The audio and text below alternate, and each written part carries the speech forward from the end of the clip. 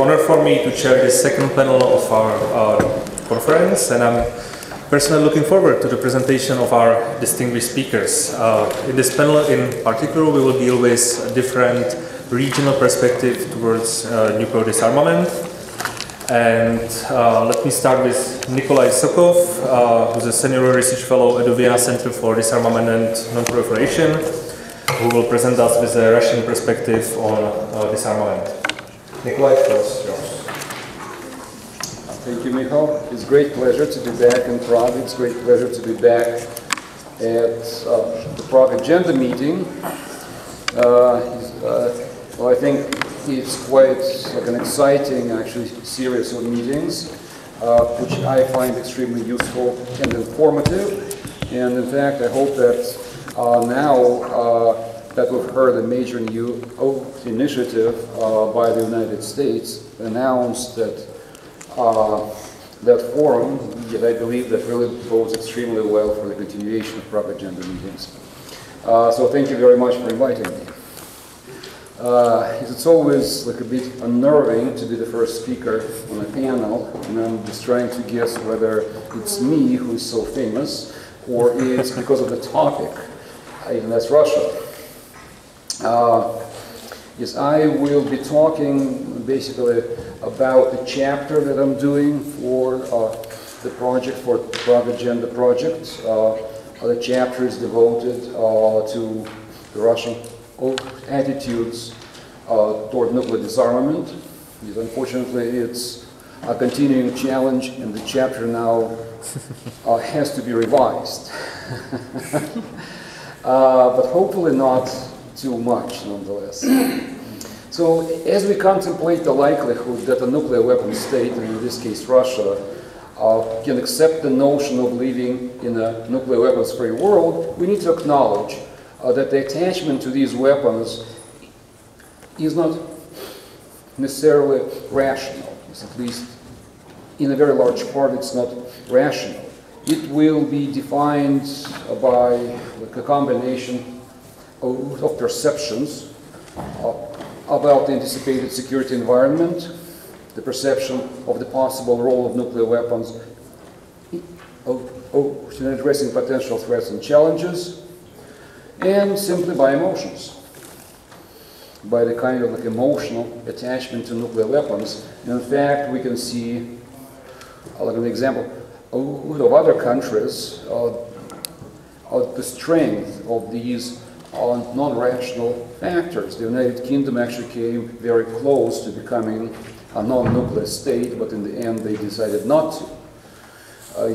If you compare the security situation of the United Kingdom and France, it is fundamentally the same, but just compare kind of how close the United Kingdom came to becoming non-nuclear, isn't the fact that France does not entertain that notion completely, just emotionally rejects it. Sometimes you can hear rational justifications, but in many cases it's just like an invention, actually, kind of to fit the emotional framework.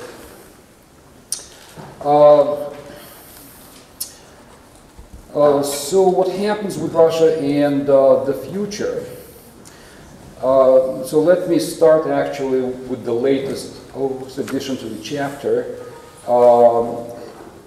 It is my belief that the conflict over Ukraine, on the one hand, the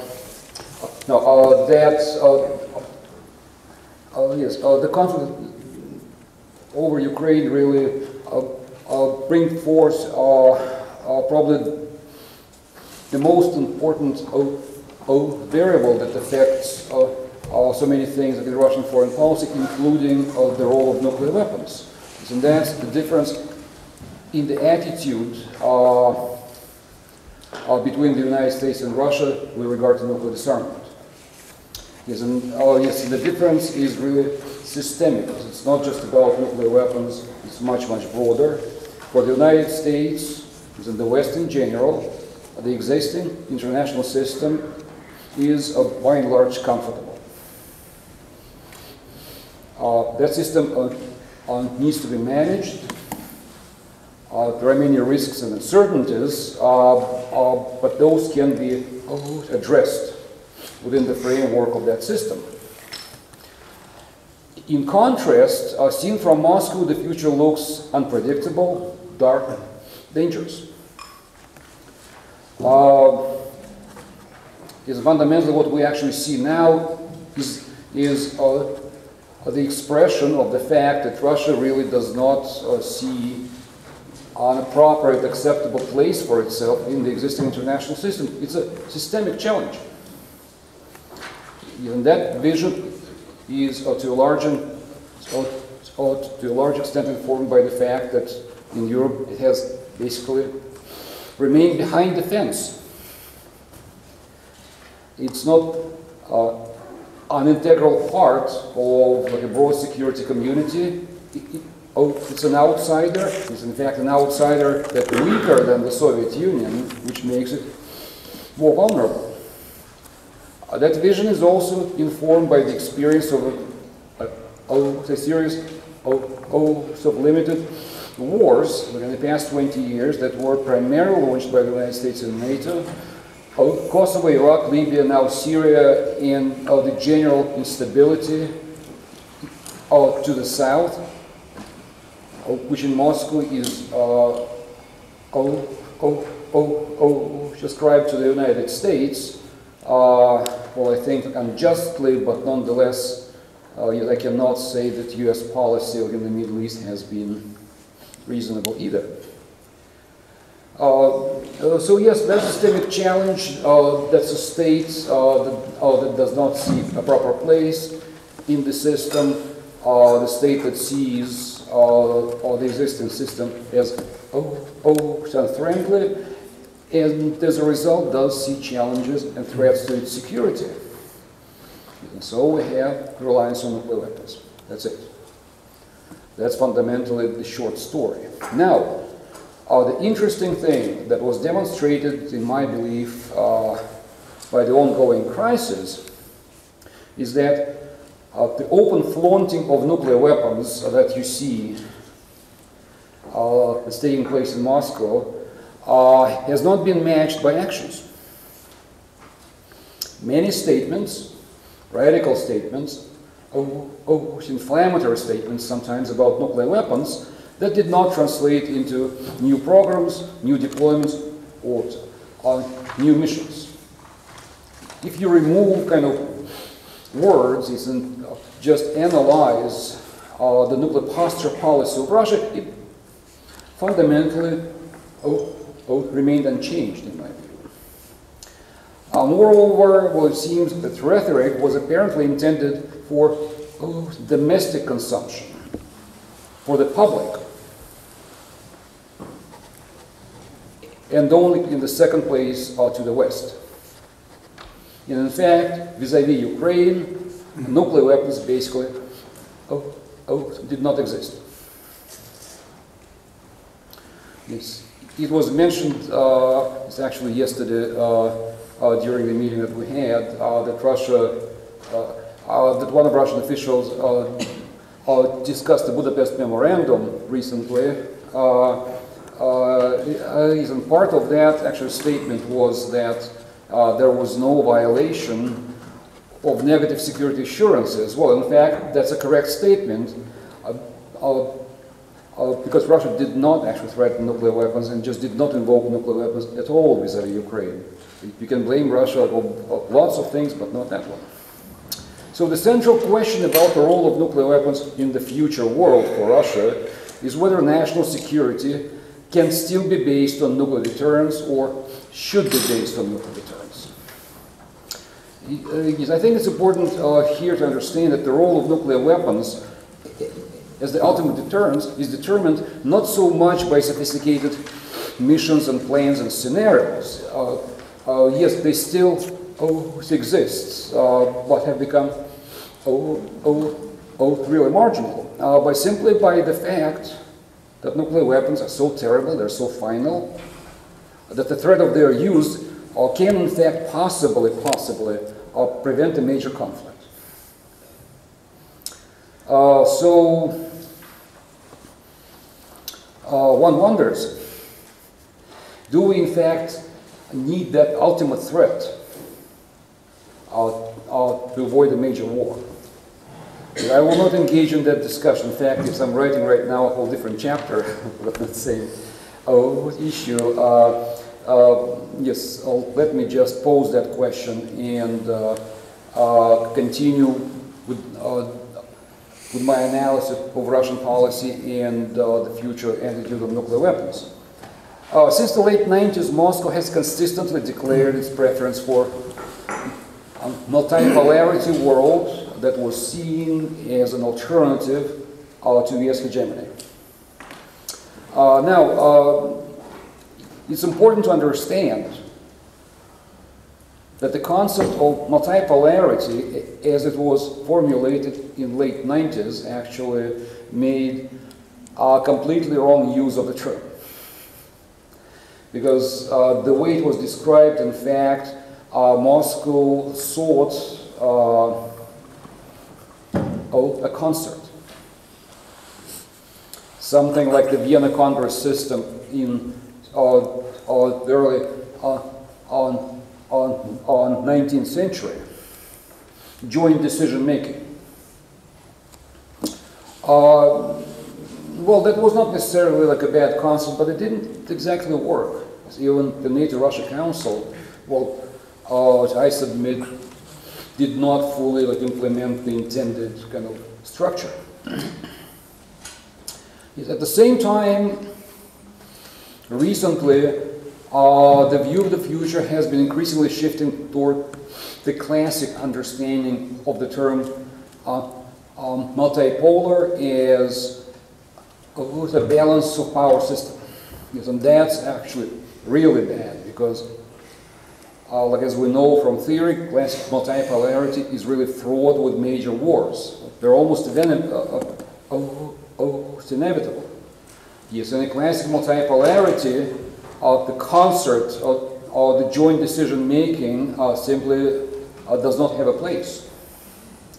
I would argue that shift in the broad strategic vision of the future in Russian foreign policies, that shift really has taken place very, very slowly and gradually in the past 15 years, is probably the most distressing trend. Which brings me, is in fact, to the role of nuclear weapons. In a classic multipolar world, you do actually need nuclear weapons to prevent kind of an aggression. What's the option in such a world of eliminating nuclear weapons? Well, you can actually shift the emphasis from nuclear weapons to conventional deterrence. And yes, in fact, many people say, well, that would be actually good if we enhance conventional capability around the world, then we can't eliminate nuclear weapons. I submit that the shift from nuclear to conventional without changing anything is in fact dangerous. That's a very bad reason to eliminate nuclear weapons. Conventional weapons are not that terrible as nuclear, but they're also much more usable.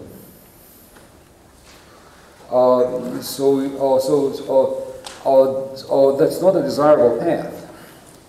To some extent, our thinking about conventional weapons has actually been informed by the 20 years of near monopoly of the United States, to some extent NATO, of some modern conventional weapons, but also by the fact that the advent of these weapons has, in fact,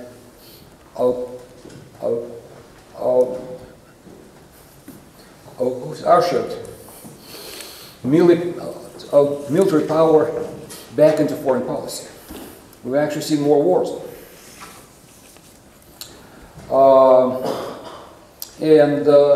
Look at the moment, according to the 2000 military doctrine that was confirmed in 2010, will probably be confirmed in the new military doctrine. That was, well, yes, the intention to do the adjustment was announced this year, in 2014. The official Russian view is that Russia will continue to rely on nuclear weapons until such time that it can upgrade its conventional capability. But in fact, I believe that the role of conventional weapons, that enhancing the role of conventional weapons in Russian security policy will not necessarily mean that Russia will be prepared to drop the nuclear component. It will become less visible, less important, less emphasis. But I think that in Moscow they really kind of pay a lot of attention to the fact that return of conventional weapons has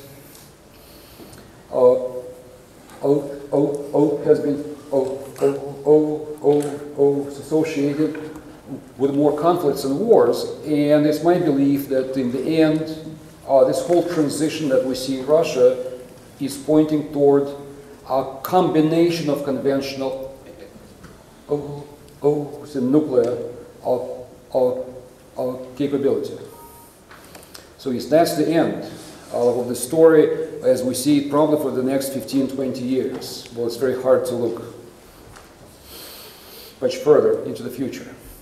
But let me point out at one more, usually less kind of visible consequence of the reducing role of nuclear weapons and increasing role of conventional weapons in Russian security policy, and that's the impact on NATO. NATO has been able to reduce its reliance on nuclear weapons to a large extent because the United States can now provide conventional guarantees.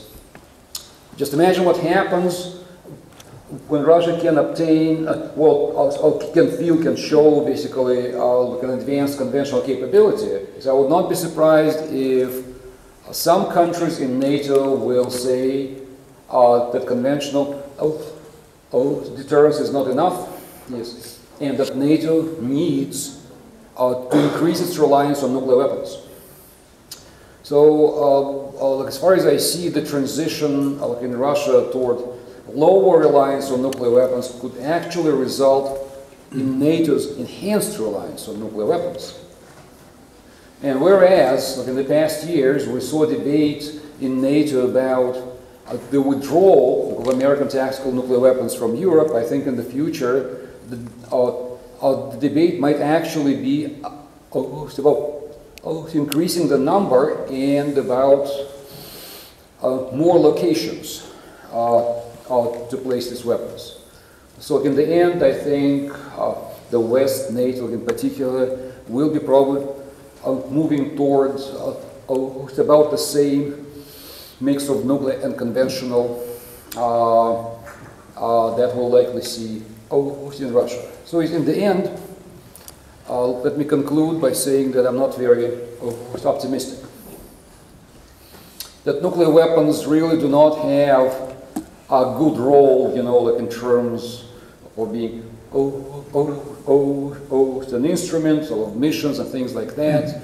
The impact is largely psychological, but as long as the international system that we see today remains what it is, so now the system is in fact under challenge, it will be really very hard to talk about elimination of nuclear weapons, in particular by Russia. And two, I think that it's not a very good proposition to hope that enhancement of conventional capability can create conditions for elimination of nuclear weapons. Thank you. Thank you very much, Nikolai. We will proceed with Zhang, who is Senior Research Associate at the Project for Managing the Atom at Harvard University, and he will present us with Chinese perspectives on these issues. So, Hi, thanks. So good afternoon, ladies and gentlemen. First, I would like to thank the organizer to give me such a great opportunity to meet so many old friends and new friends, and also share my perspective on the nuclear disarmament. Especially, as you know, recently many Western scholars or even officials, they often talking about the concern about Chinese nuclearization, especially when the Russia and the US, they reduce their warhead, and then they worry about China's motivation maybe in a different direction. So here I would like to talk about what meaning or what the intention for Chinese nuclear motivation and what the relationship with nuclear disarmament.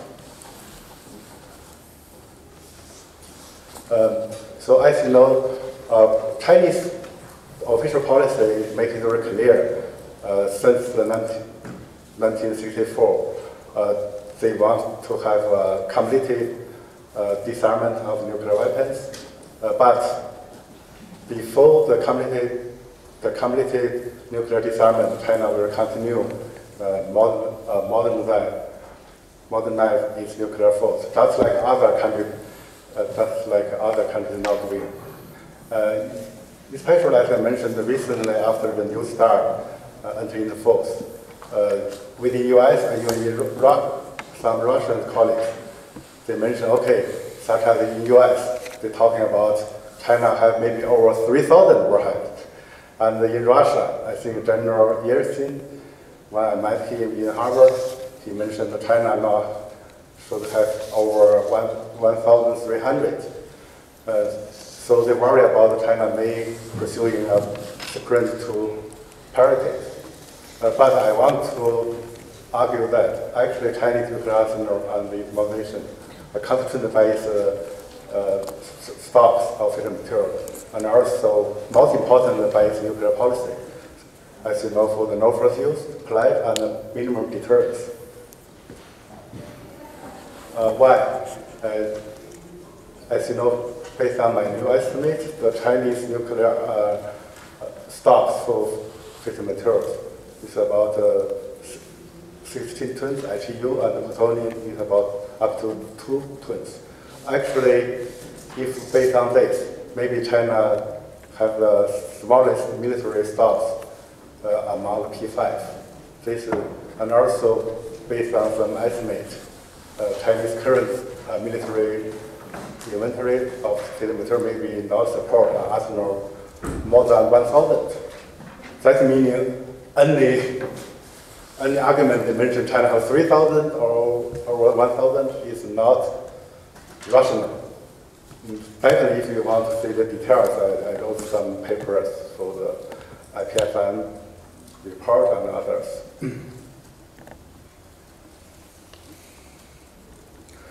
Regarding the Chinese nuclear force, also based on my estimate, at the moment I think China maybe no more than, at least no more than 200.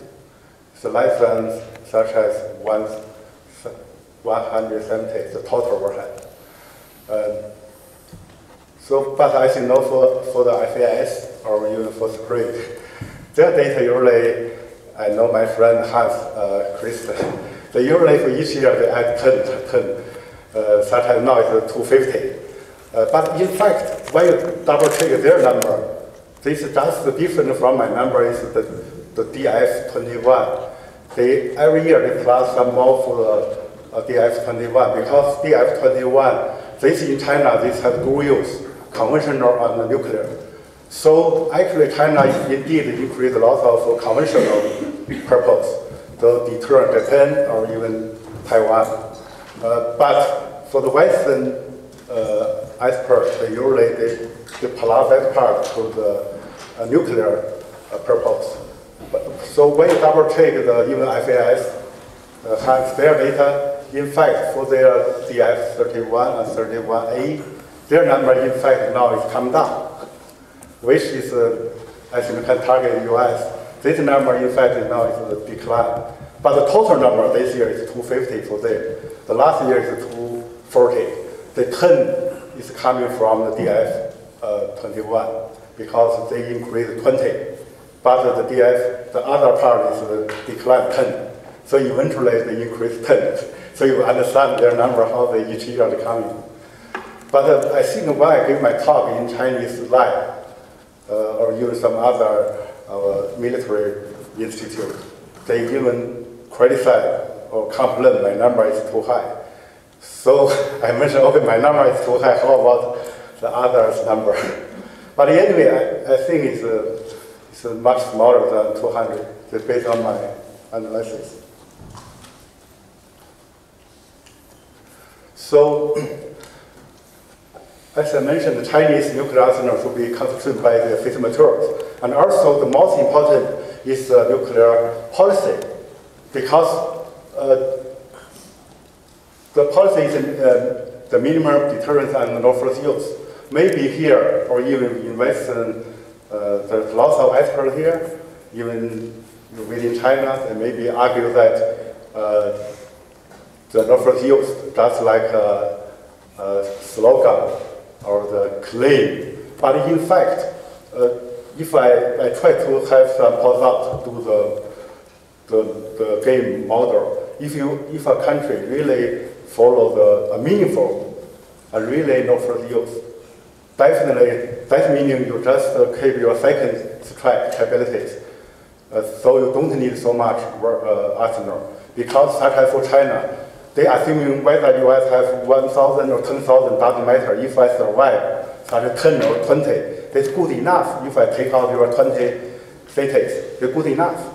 So this is why you don't need so much arsenal. But if you have missile defense, and then I have to have some mob to penetrate your missile defense, and then eventually I still keep 10 or 20. So this is I think the minimum deterrent meanings. But if, as I mentioned, China really, their policy, whether it's true or not, but it's the posture, nuclear posture is follow consistent with the no first use requirement, such as smaller and simpler nuclear arsenal and be alert.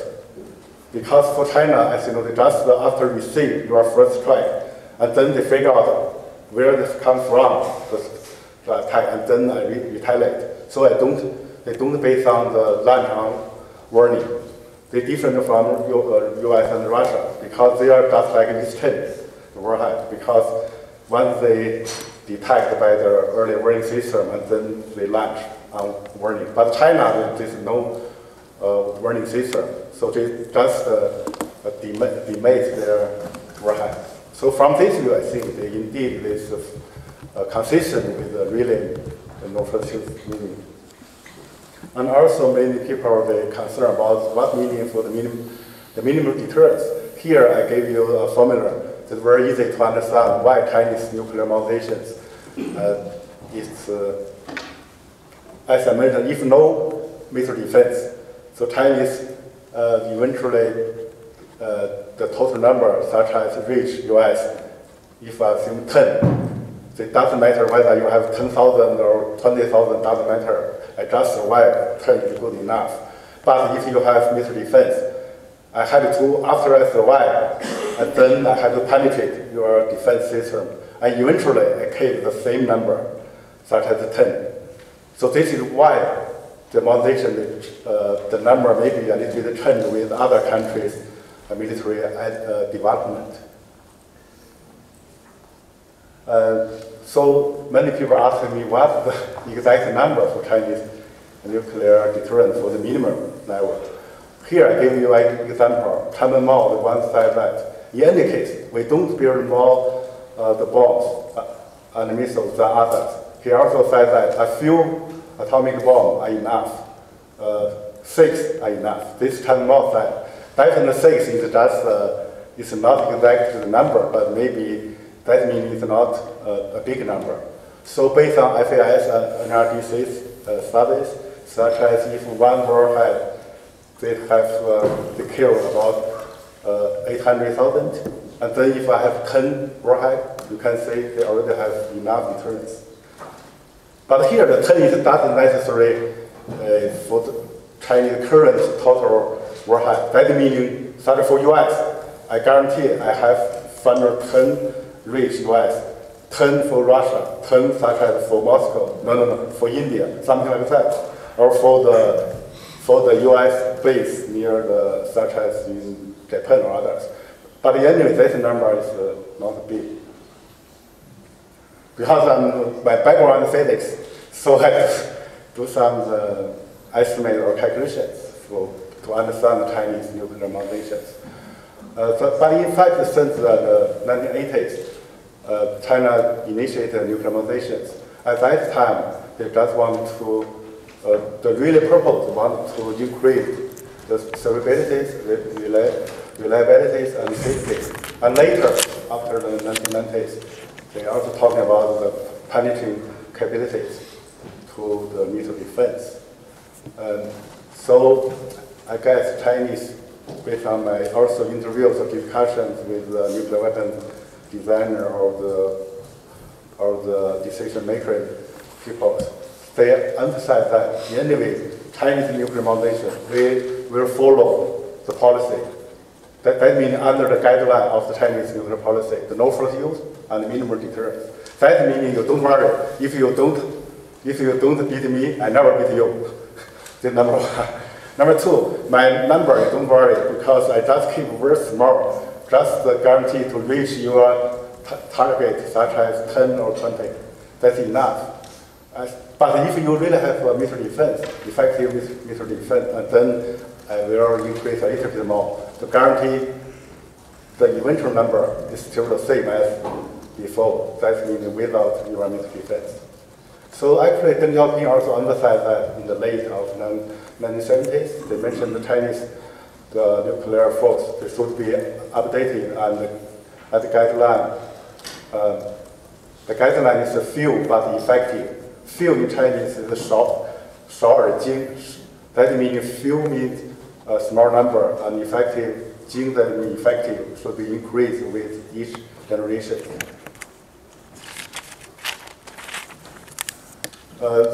I think so the really purpose for Chinese nuclear modulations to have a small arsenals to guarantee their second strike capabilities.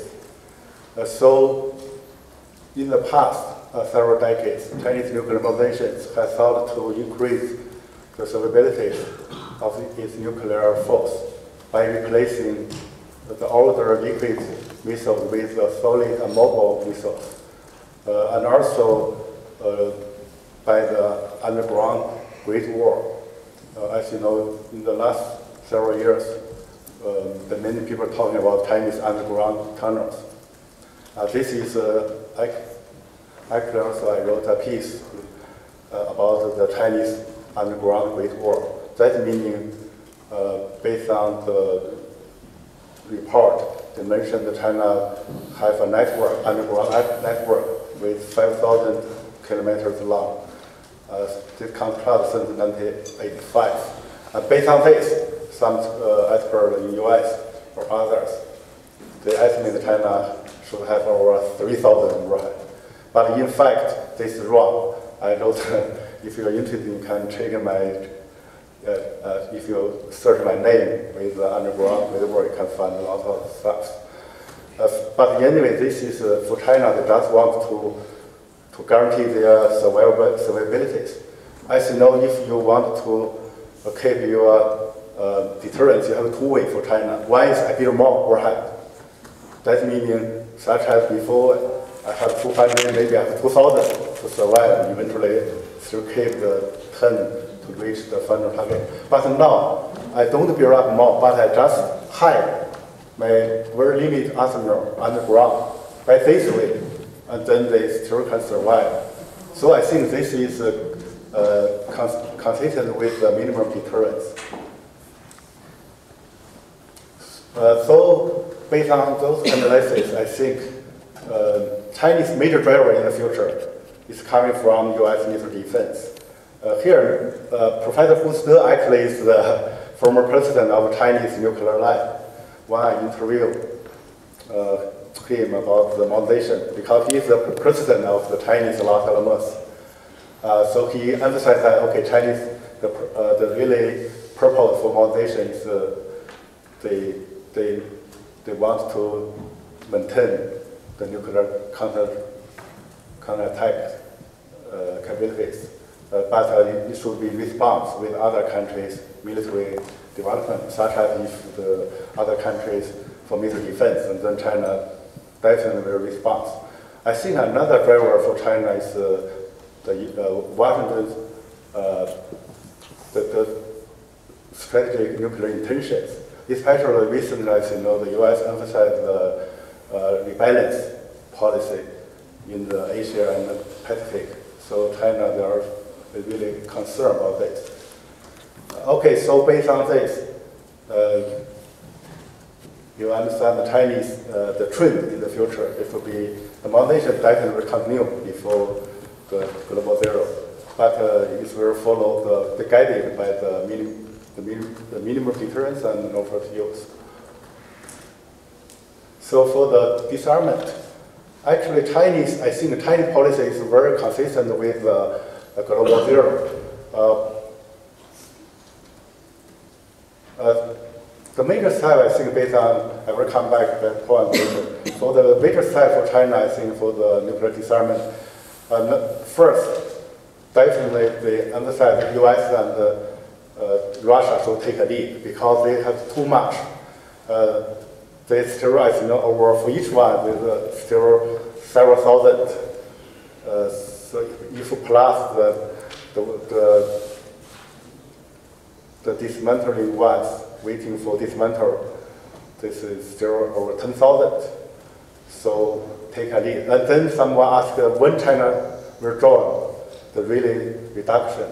So many Chinese, I think, they emphasize that after US and Russia, they reduce their arsenal, the total arsenal, not only for the deploy. Here, the total is including technical and non-technical. So after they reach 1,000, because as I mentioned, China has less than 200.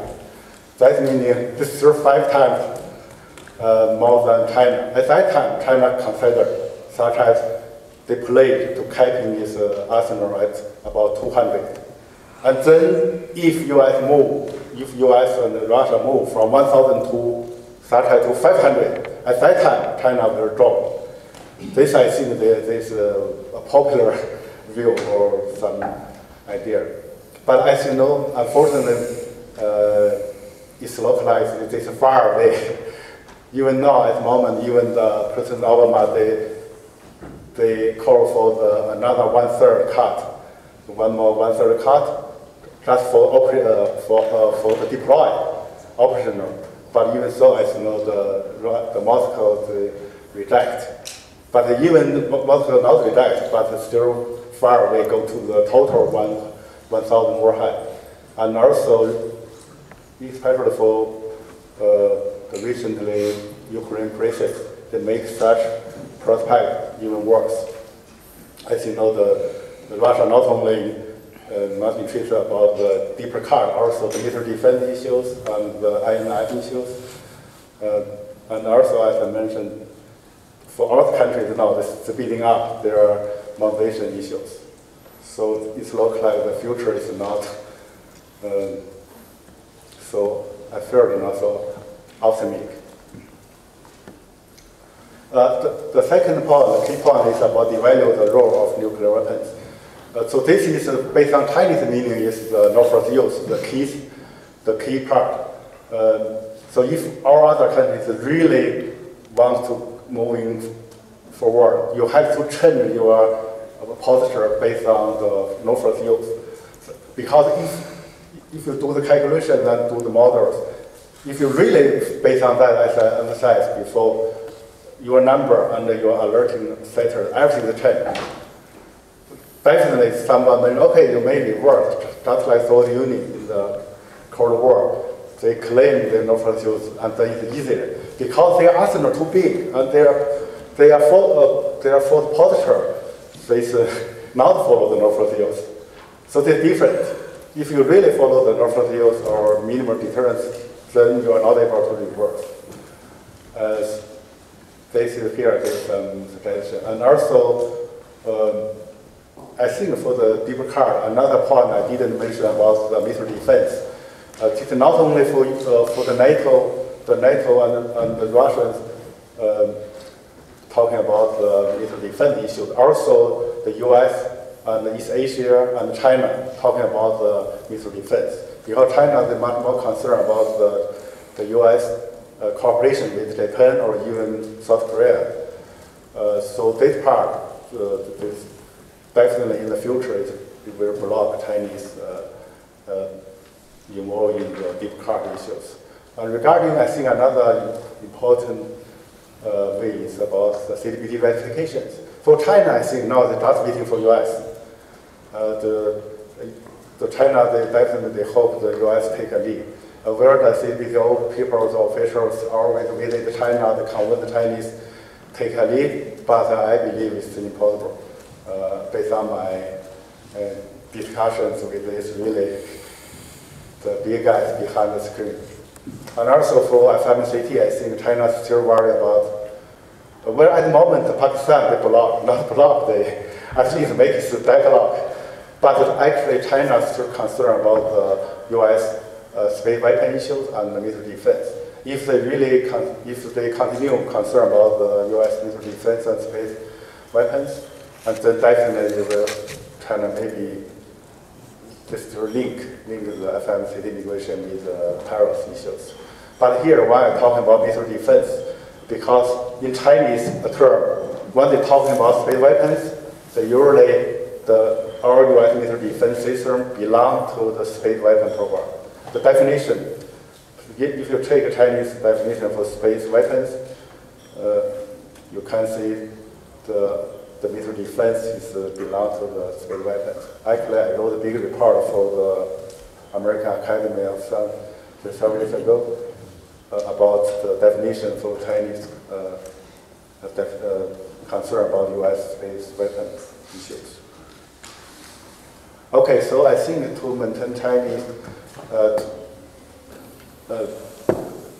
the final point I want to emphasize how to maintain the US and Chinese stability issues. I think the US should accept a mutual vulnerability with Beijing. That doesn't mean to prevent the unrest. Because if China they increase a little bit more or modernization, and then US take the other countermeasure, and then the China they take again. So that meaning they should be accept mutual vulnerabilities with Beijing. And second, should assure Beijing the missile defense doesn't target China, just like the NATO the missile defense not target Russia. And also adopt bilateral non-pursuit at least to China, particularly during a potential conflict during the Taiwan crisis, if they include the use of nuclear weapons, that should be make China feel more comfortable. And finally, for China to assure both the Russia and US to move ahead, then China should keep its arsenal at a low level, such as maybe 200 warheads. And then they should declare moratorium of fissile material cutoff, a moratorium on the fissile material production, because now China is only one country among the P5. They doesn't officially declare the moratorium of fissile material. And also China should become more open about its nuclear program. Actually, this is not a hardware. We are working on this project. When China increased its nuclear arsenal capabilities, China should do some estimate for the technical issues. I think China should be okay to release more information about the nuclear force. But still within Chinese officials or the government, the traditional that they mean talking nothing about their nuclear, this traditional is still very popular. So we try to convince or push the official Chinese official in Beijing to thinking about open more. Okay, that is what my point. Thanks. Thank you very much, Yuri. So our third speaker is Nick Ritchie from the University of York, and he will present us something about UK perspective on disarmament. Nick, thank you. Thank you, Michael. And let me extend my thanks to the Czech Foreign Ministry and the other partners in organising this conference, and let me extend my appreciation to Michael and Nick for all their efforts they put into making the conference happen. So I'm going to talk to some themes on my chapter for the book that's been discussed on UK nuclear weapons and where the UK is on nuclear disarmament. Now, in 2007, the UK embarked on what is set to be a long, expensive and controversial programme to replace its current Trident submarine-launched ballistic missile nuclear weapon system. And it's beginning that process with the procurement of a new fleet of ballistic missile submarines. Now, Trident is the UK's only nuclear weapons system, and if it's not replaced in some form, then the UK will cease to be a nuclear weapon state by the early 2030s. So the intention is to replace Trident with a like-for-like system and retain a strategic nuclear weapons capability well into the second half of this century, after the new submarines enter into service in the 2020s and the 2030s. Those submarines will carry American Trident missiles and a stockpile of modernised UK nuclear warheads. Now, that decision to begin this process has sparked a wide and ongoing, if perhaps parochial, debate on whether the UK should remain nuclear armed, and if so, how. And I will highlight 5 important dimensions of this debate for you. Number 1, that the UK remains committed to retaining nuclear weapons. Number 2, that we can't sufficiently explain and understand nuclear weapon politics in the UK and with other states without taking into account the political identities that are associated with nuclear weapons. And Nikolai intimated that in the Russian context too. Third, the vital role the United States plays in enabling the UK nuclear weapons programme.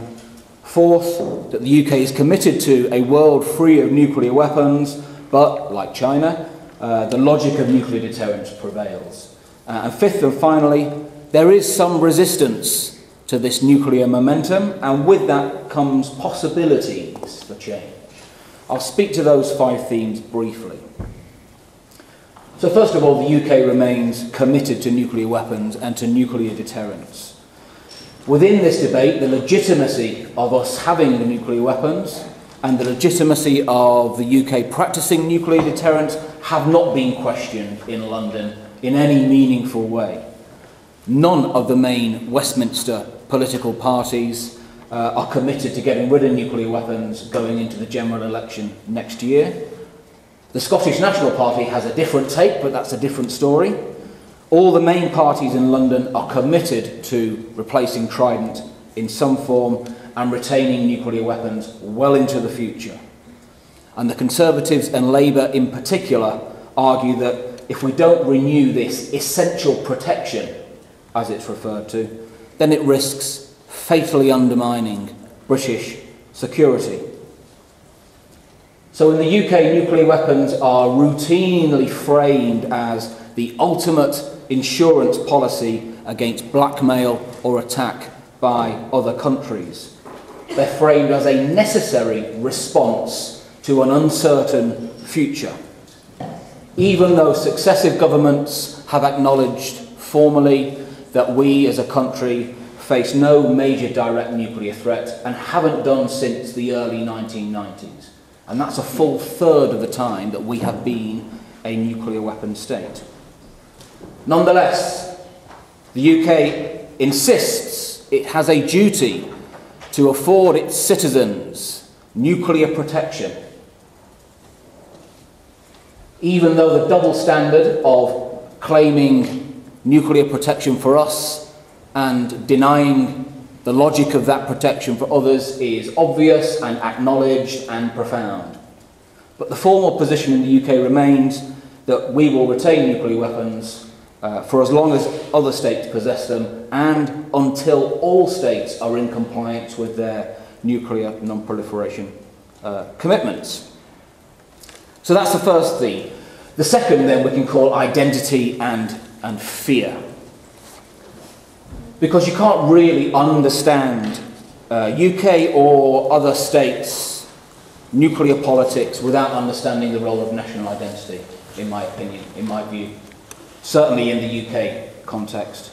National identity in terms of who we think we are and how we think we should act in the world stage. Now, Britain's identity as a major power, this identity, particularly amongst the policy elite, remains very firm. Insecurity abounds about it, but it remains firm. And the historical association in the UK between being a major power and possessing nuclear weapons remains equally strong. So you see, bubbling away underneath these rational justifications for the continued possession of nuclear weapons by the UK, underneath that lies a deeper sense that Britain ought to possess nuclear weapons as part of the currency of being a major power. And the historian Peter, now Lord Hennessy, he calls this a gut instinct that the UK should have nuclear weapons and it must remain a nuclear power. And from the mid-1990s onwards, under Tony Blair, then Gordon Brown, now David Cameron, they've all framed a particular national role conception of the UK as a responsible, pivotal, major power, willing and able to intervene militarily in support of international peace and stability. And this is Blair's phrase, this idea that the UK is a pivotal power. And this pivotal power identity is firmly associated in the UK with the continued possession of nuclear weapons. And we see this in the narrative that says, if we give up nuclear weapons, the UK, this would signal a dramatic downgrading of our rank in the international hierarchy of states. It would relegate us to the second division of states, according to our former Defence Secretary, Liam Fox. In essence, this narrative amongst our policy elite, less so amongst the military elite, but certainly amongst the policy elite. In essence, this contemporary nuclear identity says that to be non-nuclear is somehow to be not Britain, at least not this vision of Britain, and that's important. If you want to understand British nuclear politics, and I would suggest nuclear politics in most nuclear armed states, then these national identity associations are vital. The third theme of this debate then is that UK nuclear weapons policy is enabled to an extraordinary degree by the United States. Britain's status as a nuclear weapons state cannot exist without the US. And our nuclear ties with Washington run very deep. And these constitute a central plank of this much prized special relationship, which is also central to elite ideas of our national identity. And the UK is technologically, politically, culturally locked into America's Trident missile and warhead and submarine programs. We're dependent on the US for our Trident missiles, for targeting, for warhead design, for warhead components, for the re-entry vehicles, for SSBN designs, for special fissile material transfers, for the new reactor designs for those submarines. We're dependent on the US for all of this. That leaves us stuck on a nuclear roundabout, because this requires us in London, and I don't speak for the government, this requires us in London to take these periodic, once-in-a-generation, big decisions on different aspects of our nuclear programme. Whether that's submarines, or warheads, or reactors, or infrastructure. It requires us to take this because we're so locked in to the US programme, and because the path of least resistance for our policymakers is to stay locked in. And each of these big decisions, once-in-a-generation decisions, cements a path dependency for the next once-in-a-generation decision, and round we go again on our nuclear roundabout. The renewal of the Mutual Defence Agreement in November, this is the agreement for cooperation on the use of atomic energy for mutual defence purposes. This was renewed again for another 10 years last month. This is the keystone of this relationship. And in contemporary parlance, the best description of this, I think, is a form of legalised proliferation, beginning in 1958 and exempted by the NPT. So that's the third theme. The fourth is that the UK remains rhetorically committed to a world free of nuclear weapons, but the security logic of nuclear deterrence continues to outweigh the security logic of nuclear disarmament. We saw this in response to the 2007 editorial by Schultz and Perry and Kissinger and Nunn, with which we're no doubt all familiar, calling for a world free of nuclear weapons, and the emergence of the Global Zero Initiative that came on the back of that. In response to that, the senior leadership of the Labour government at the time, including Prime Minister Gordon Brown, Foreign Secretary Margaret Beckett, Defence Secretary Des Brown, they all responded by declaring a full commitment by the United Kingdom to a world free of nuclear weapons, and a determination that the UK should take an active and sustained leadership role in examining the practical steps involved and the challenges involved. But nevertheless, this wasn't going to derail the Trident replacement programme. The emergence of the Global Zero agenda, and then latterly the emergence of the humanitarian impacts agenda, alongside this Trident replacement process, has presented some presentational challenges to the UK. As Mohammed al-Baradei said in 2007, whilst he was still DG at the IEA, he said Britain cannot modernise its Trident submarines and then tell everyone else that nuclear weapons are not needed in the future. So the UK's had to deal with this, these diplomatic shots across the bows in various fora, but it's justified its approach by pursuing this nuclear posture of minimum deterrence, as has China, as has France, adopted that phrase, and by claiming political leadership on nuclear disarmament within the P5. So we have a narrative in London that describes us as the most forward-leaning on disarmament of the P5. That's a self-ascribed label. And it insists, the UK insists that replacement of Trident is entirely legal under the NPT, which I think is probably right. But it also insists, the UK insists, that it has a right to nuclear weapons under the treaty, which is a misinterpretation, but that is part of our narrative. So that's the fourth. Finally, there are possibilities for a more progressive UK nuclear weapons policy through the resistance that has been encountered to a nuclear business as usual. This resistance is reflected domestically in scepticism about the necessity, about the wisdom of investing very heavily in another generation of strategic nuclear weapons that were originally procured in a different era in the late 70s and early 80s to deter an adversary that no longer exists, and doing so when the contemporary strategic rationales are so thin, when the opportunity costs for the armed forces are very significant, and when public opinion in the UK is either ambivalent or hostile to replacing Trident. So this has raised the possibility of a more progressive policy, based primarily on rethinking how we understand and interpret what minimum deterrence is and how the UK might practice it. Primarily by asking whether we can do another round of salami slicing of our 225 nuclear warheads, but also, more interestingly, some formal analysis of different operational postures. Some of these were explored in the Cabinet Office's Trident Alternatives Review that was published in 2013. This set out a number of different postures beyond the continuous at-sea posture we currently practice. One of these was a fully de-alerted posture called preserved deterrence. Now, fully de-alerted posture for would clearly indicate that the UK no longer sees a compelling reason to deploy nuclear weapons for immediate use, as they currently are, but that they were being temporarily retained until a process of global elimination could be negotiated.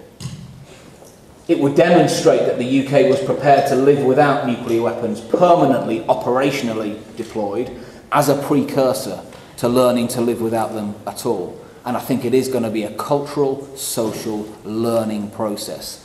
for nuclear weapon states that are used to having these weapons. Now, the UK could go a step further, could get rid of the nuclear weapons altogether, could take a decision not to replace Trident. If it did, this would clearly represent, I think, the most significant case of nuclear deproliferation to date by one of the depository states of the NPT. It would be a pretty powerful signal of the declining utility or salience or value of nuclear weapons for a still powerful state, still influential and activist state, and it would break this pretty pernicious relationship between possession of nuclear weapons and being a permanent member of the UN Security Council. And General Jack Sheehan, former Supreme Allied Commander Atlantic for NATO, or Commander-in-Chief US Atlantic Command, agreed in January 2009 when he said, when asked, "I think it's entirely possible the British government, for a lot of good reasons, could do it and it would lead the world." You may disagree. And I wouldn't hold your breath. For now, the UK remains stuck on the nuclear roundabout and will look set to go round it for another generation. Thank you. Thanks so much, Nick. So the next presentation is by Carmen Wunderlich, who will present Iranian view of nuclear disarmament and a little bit maybe different theoretical approach. If I can ask you? Thank you. Yeah, it's a pleasure for me to be here, and I would also like to thank the organizers for inviting me to share my thoughts with such a distinguished audience. I'm very happy about this opportunity.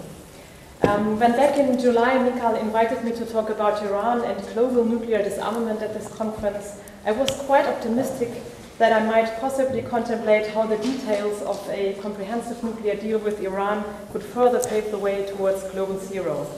Now the extension of the talks for another 7 months forced me to slightly change the focus of my presentation, and I might also have a different perspective than my co-panelists.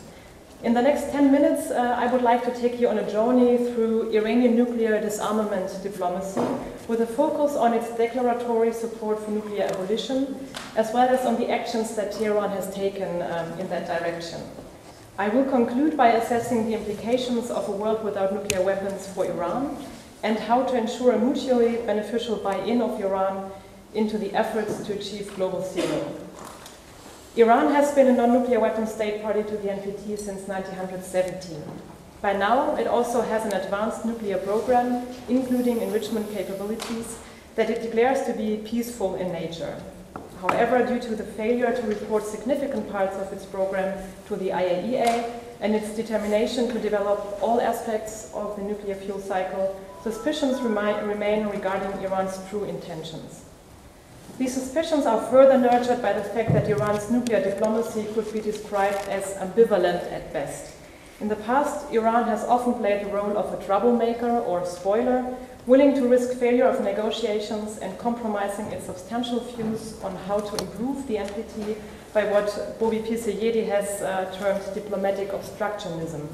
That is, hiding information, blocking progress, making ample use of procedural filibuster and stalling tactics. Tehran's recourse to more confrontational strategies is apparently driven by the objective to challenge regime structures that are regarded as unjust and partisan. But they are also often presumed to be indicative of Iran's deceitfulness. And it is thus not by chance that Iran's rhetorical engagement for nuclear disarmament is often decried as hypocritical and only regarded as a means to divert attention from its own nuclear program. But let's take a step back and examine Iran's positions toward the NPT. Overall, the thrust of Iran's activities is the leveling of informal and formal privileges of the nuclear weapon states and the US in particular. The slogan, "Nuclear energy for all, nuclear weapons for none," aptly summarizes Iran's official position and indicates that Iranian delegates put particular emphasis on the norm of nuclear disarmament and technological cooperation, while they try to prevent what they perceive to be selective and discriminatory non-proliferation measures. The reciprocity of mutual obligations is particularly called for regarding the broken disarmament obligation by the nuclear weapon states, and no review conference passes without Iranian delegates bitterly complaining about a lack of commitment by the nuclear weapon states which they in turn Iran interprets as non-compliance with treaty obligations and as hindering the universalization of the treaty. Iran also argues that the disproportionate focus on non-proliferation serves to divert attention from needed disarmament steps. A world free from nuclear weapons is emphasized as the ultimate goal of the NPT and is quite in line with Iran's insistence that nuclear weapons are un-Islamic and immoral. The categorical opposition to nuclear weapons and the stated objective of complete and universal nuclear disarmament has been, in fact, an enduring and consistent feature of, an enduring and consistent stance of Iran, dating even back to the times of the Shah. So now let's turn to the actions and the rhetorical initiatives that Iran has embarked upon. In the mid-90s, Iran began to join calls on states to start negotiations on a comprehensive, universal and non-discriminatory nuclear weapons convention. And alluding to the START treaty, they even advocated the establishment of a STOP treaty, meaning Strategic and Nuclear Arms Out of Planet treaty. While STOP has unfortunately disappeared from the Iranian nuclear vocabulary, in line with the non-aligned movement, Iranians consistently advocate the idea of a time-bound framework for nuclear disarmament no later than 2025. At least that's the Iranian position regarding the timeline. Pending such a convention, Iran demands the nuclear weapon states to stop modernization of nuclear weapons and to stop the deployment of nuclear weapons on foreign territories and to advocate de-alerting.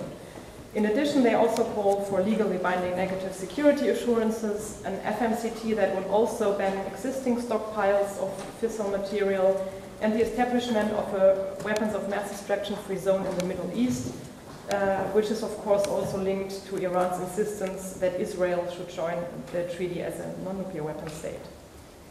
Interestingly, for long, Iran also urged to establish a kind of international mechanism that would strengthen nuclear transparency on the part of the nuclear weapon states and with regard to nuclear disarmament. And in this vein, they also called for including nuclear weapons in the UN Arms Register. Recently, Iran has been quite active in the open-ended working group on nuclear disarmament, which was established 2 years ago. And under the chairmanship of Iran, the non-aligned movement successfully initiated the first ever high-level meeting of the General Assembly on nuclear disarmament last year. And during this meeting, Iranian President Rouhani, on behalf of NAM, proposed a 3-point roadmap that was finally adopted and which basically called for the early commencement of negotiations on a nuclear weapon convention in the CD, to designate September 26th as an international day to renew the resolve to completely eliminate nuclear weapons, and to convene a high-level international conference on nuclear disarmament in 5 years in order to review the progress on this matter. And of course, Iran has also participated in the conferences on the humanitarian aspects of nuclear weapons held this and last year. So the positions put forward by Iran are actually all pointing into the direction of nuclear abolition. And if one takes Tehran's disarmament rhetoric at face value, a hypothetical nuclear abolition would thus neatly fit into Iran's narrative. And in fact, one also has to acknowledge that Iran has been quite active in advocating towards this objective. Yet, of course, doubts remain as to the sincerity of Iran's intentions, given years of defiant behavior. Sometimes Iran seems to be actively engaging in and advocating the strengthening of regime norms, and on other occasions, Iran's frustration about perceived unfair or discriminatory regime structures prompted to hinder or even prevent progress. While demanding other parties to comply with regime norms, serious doubts remain as to Iran's own compliance. So, what to make of this ambivalent picture? In a recent publication, I have argued that instead of looking at Iran under the prism of a norm breaker only, it is crucial to also trace and understand the instances in which it takes on the role of what I called a fundamentalist norm renovator. What does this mean?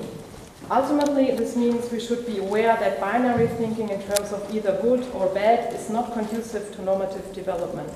Norms are themselves inherently ambiguous, and contestation about their actual meaning is the norm rather than the exception. For normative development to occur, it is thus necessary to find a common ground which also means to listen to fundamentally different interpretations and to try to find common approaches.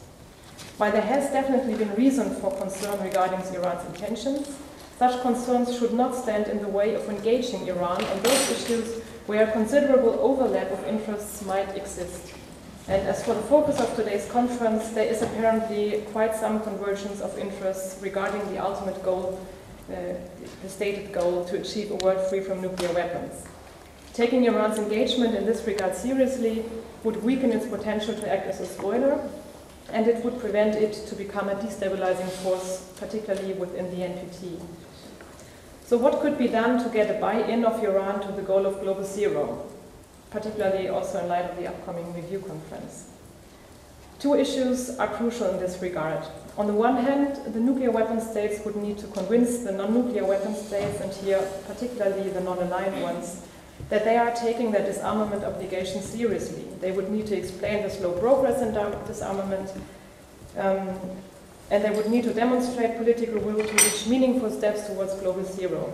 Faithful commitment towards nuclear disarmament by the nuclear weapon states would take the wind out of Iran's sails, for one of the basic injustices within the NPT regime would be addressed.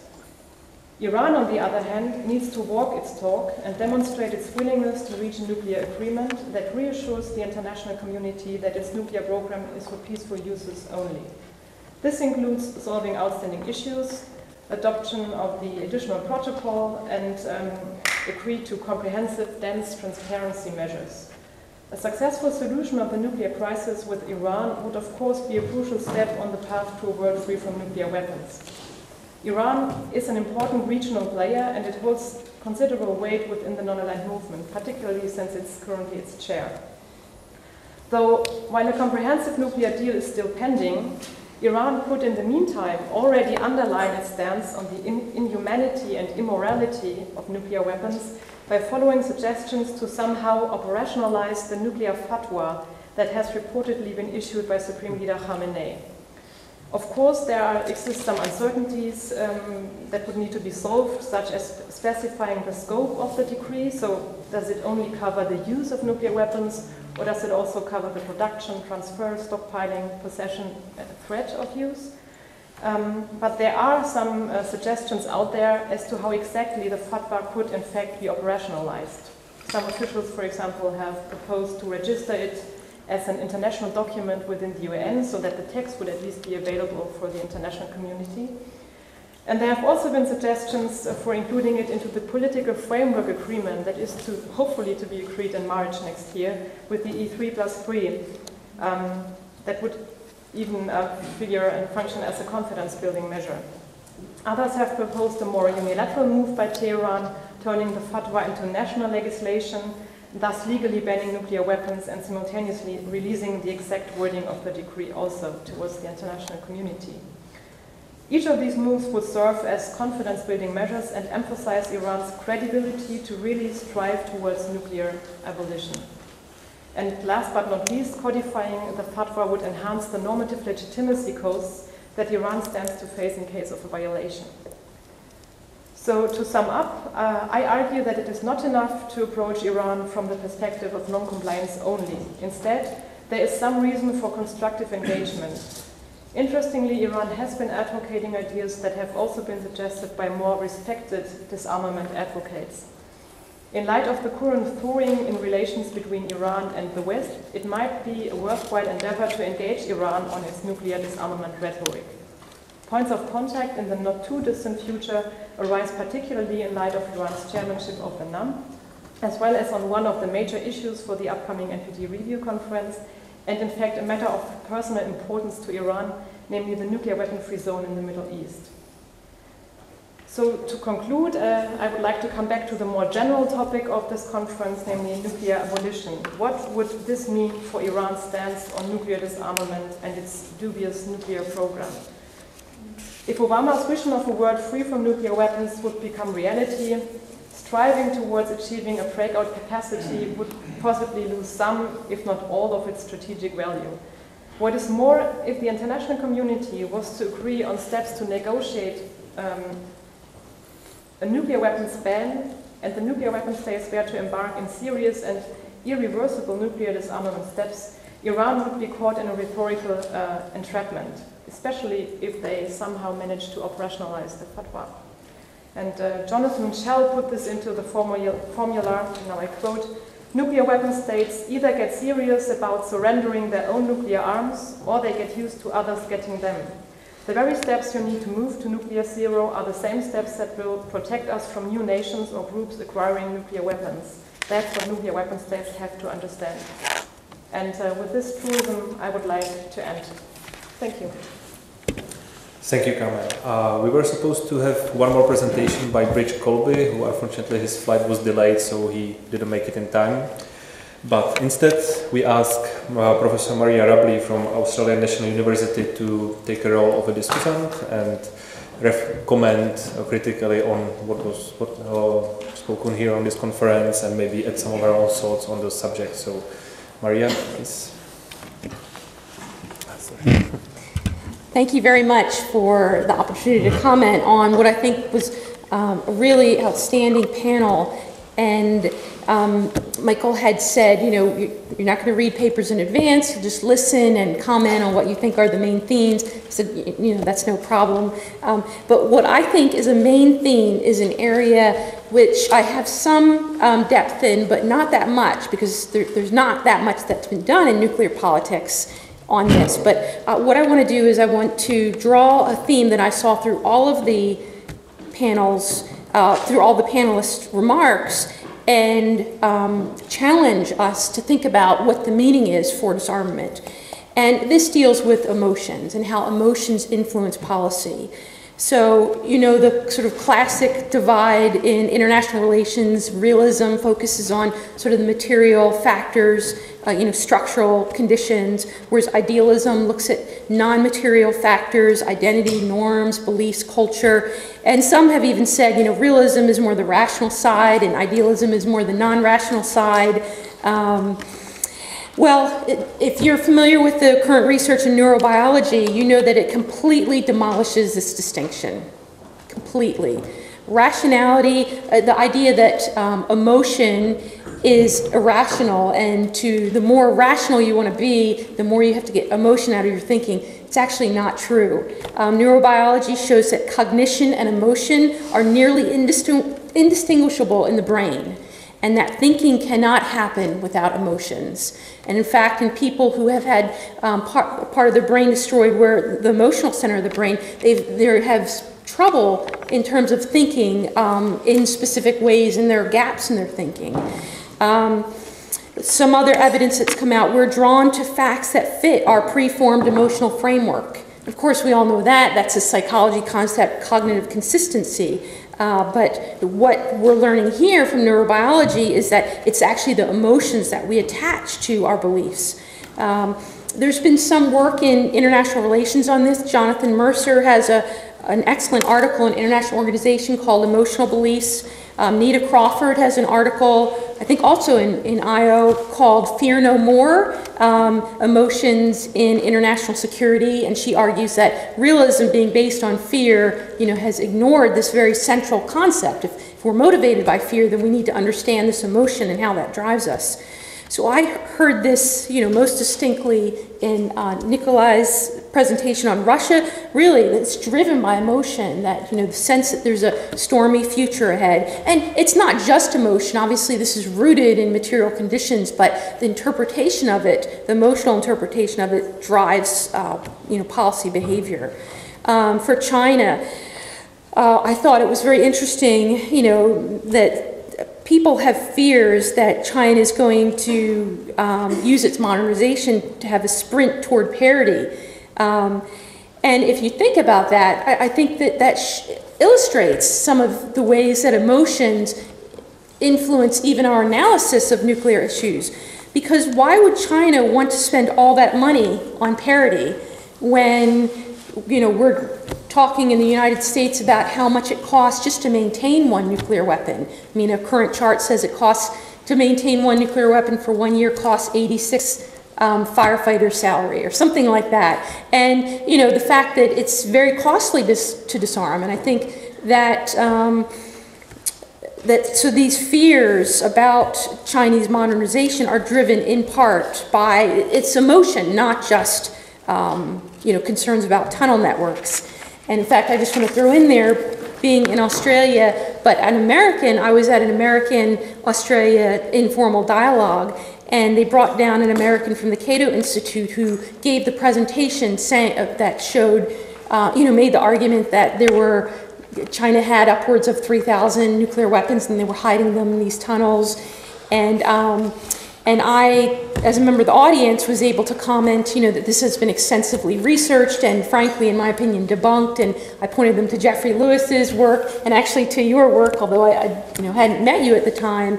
But afterward, I did hear Australian defense officials talking very seriously about it. There's a fear of China in Australia, and they were saying maybe we need to think about our own nuclear deterrent. 3,000 nuclear weapons, that really changes the game. And so I think that's another example of how emotion is part of our thinking. I think about Britain. There's a fear of losing the basis of its national identity, and one of the sort of classic rules in psychology is you fear losing what you have more than you have positive emotions about acquiring what you don't have. And so if you're given a chance to risk what you have or gain something more, most people don't want to risk what they have. And there's been many experiments on this that show that. And Iran, there's, I think, sort of a dual, from what I've heard from Carmen's presentation, is there's both the sense of and emotion of injustice, a deep sense of injustice, and also the emotional pride that we're going to, be a thought leader here on the other side, and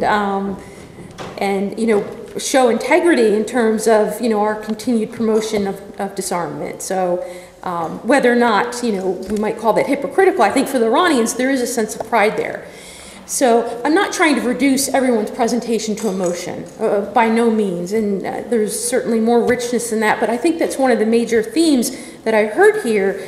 And so for me, I don't, as I mentioned, I don't study emotions. My work has been on norms primarily. So, I ask myself as well as you, what does it mean that state thinking on nuclear weapons is inextricably tangled with emotion? I mean, neurobiology is telling us we can't take them apart. And I would say in 15 years from now, the field will look very different because we'll have taken those lessons. They'll become very clear. They're going to be interpreted or incorporated into, management science, in marketing, probably in medical work, in political science. And so what is that going to look like 15 years from now? And I would say, first of all, it's not necessarily good news that emotions to have emotions, and of course this shows the bias that emotions are irrational, and so we need rational thinking without that, and it's hard to think outside of that framework because that's what we've all been taught. But the fact is that emotions do drive our thinking, and from the Russian perspective, perhaps a different perspective might be if there were more positive emotions, that this is an opportunity for us to reframe our we can come up with a new position in the international system here, as opposed to seeing it gloomy and dark and stormy, and we need to fight to challenge the international system. I'm not saying that it's very easy to change emotions in that way. I don't think it is at all. But what the point I'm trying to say is, we tend to think about these more idealist perspectives that look at non-material factors as giving us good news, and I would say in this case it's not good news. It's actually much harder to grapple with.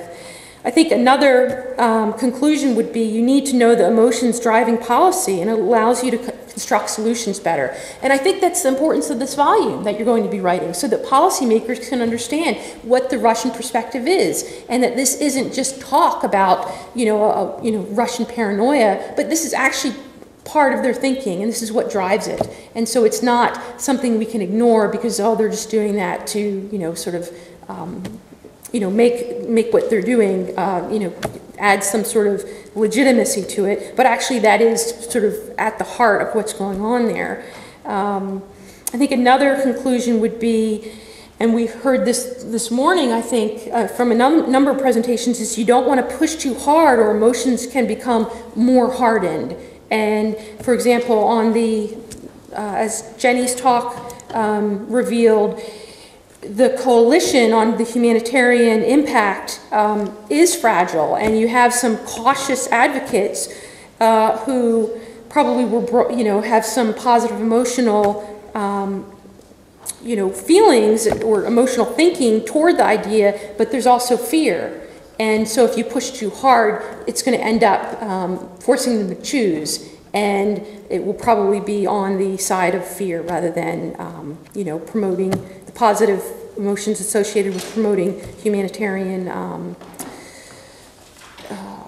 avoiding humanitarian consequences of nuclear war.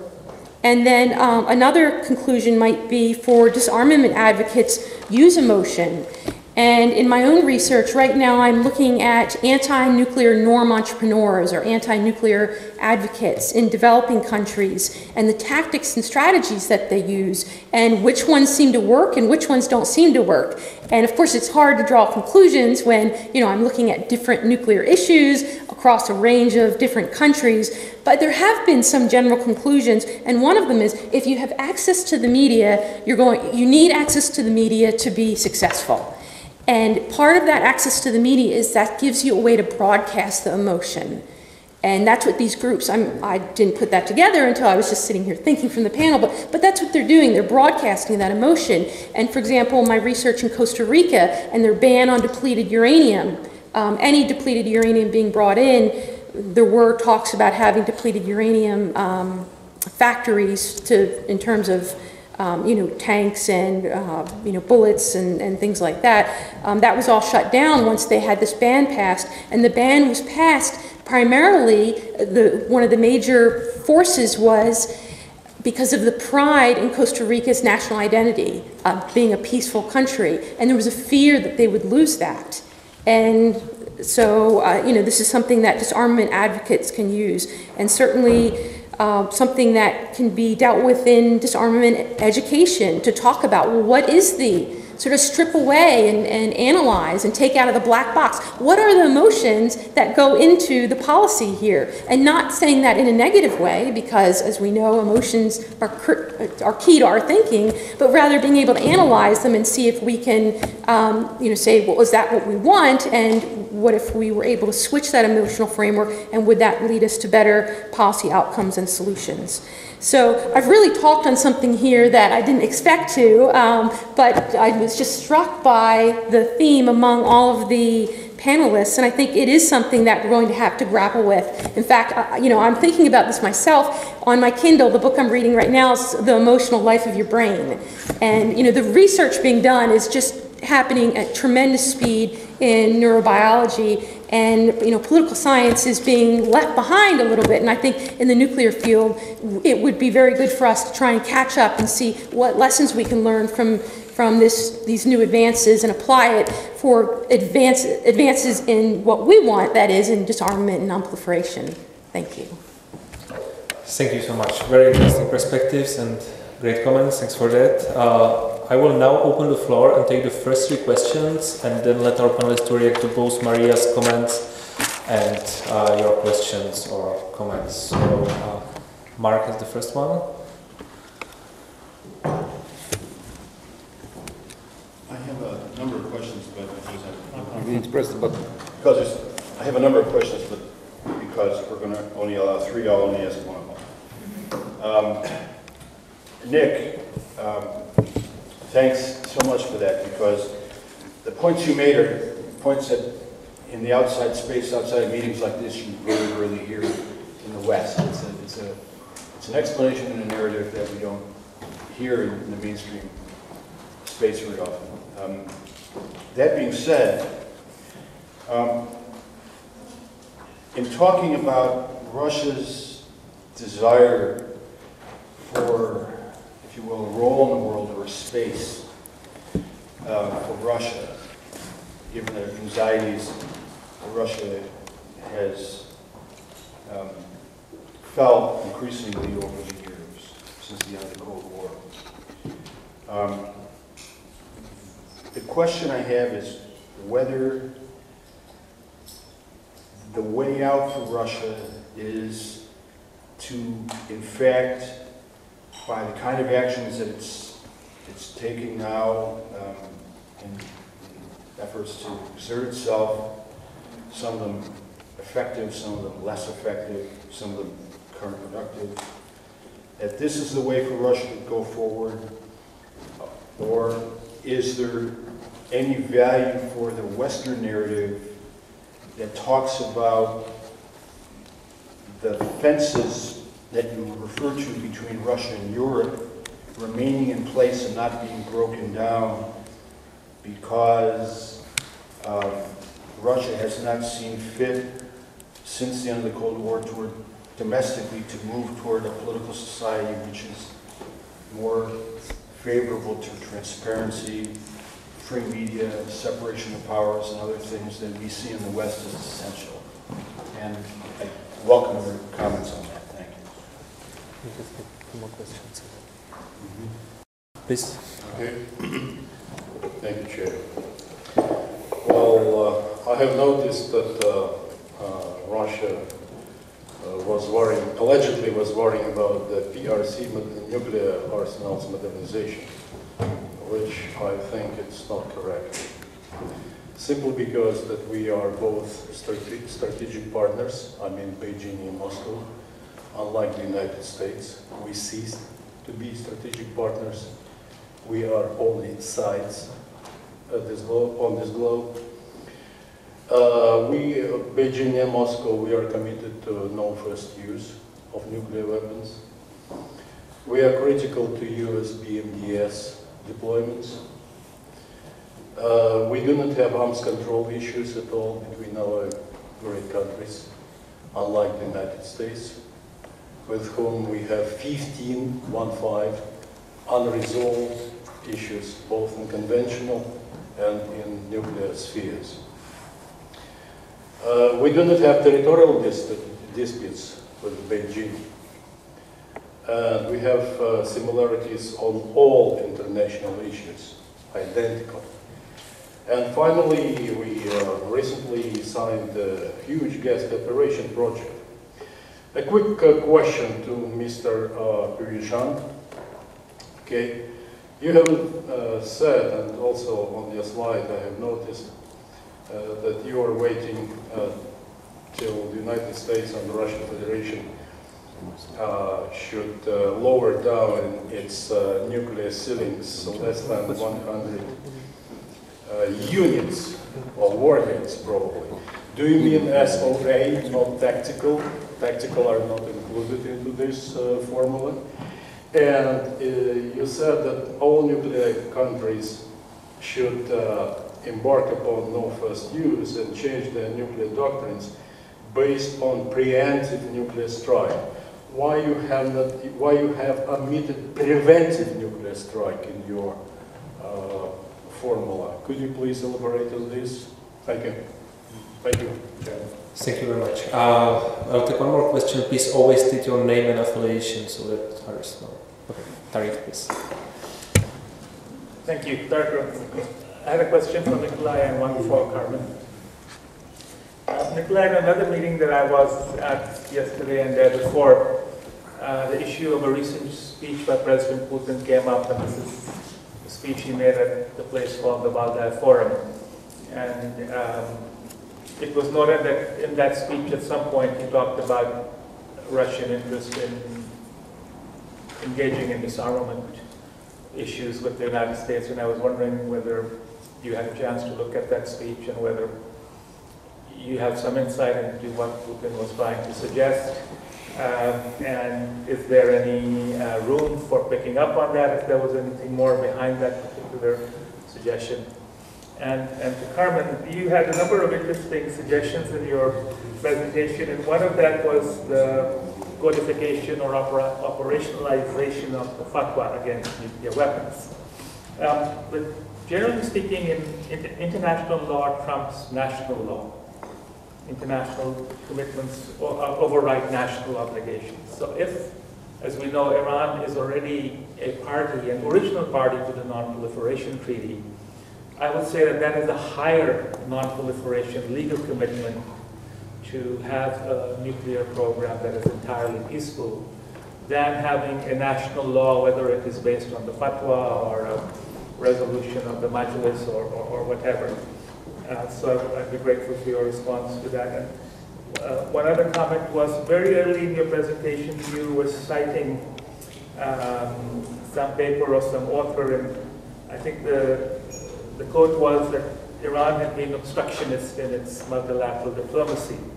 And I was wondering if you could provide some examples. And in my case, in my experience, they've been tough negotiators. People may not like their positions. They've been pretty successful negotiators.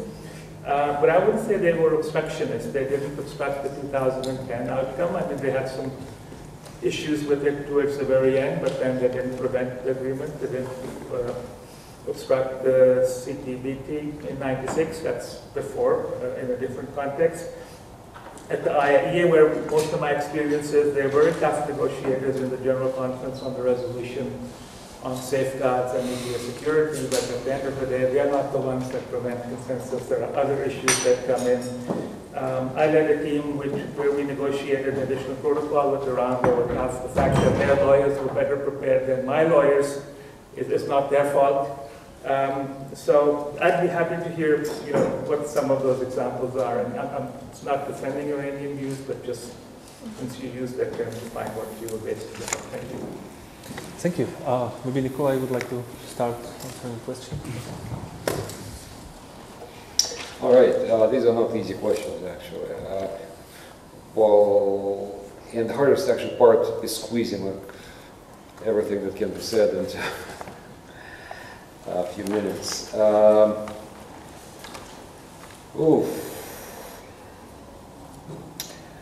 One thing that was actually striking for me over years and years looking at Russian policy in general was the contrast between the domestic policy and the foreign policy.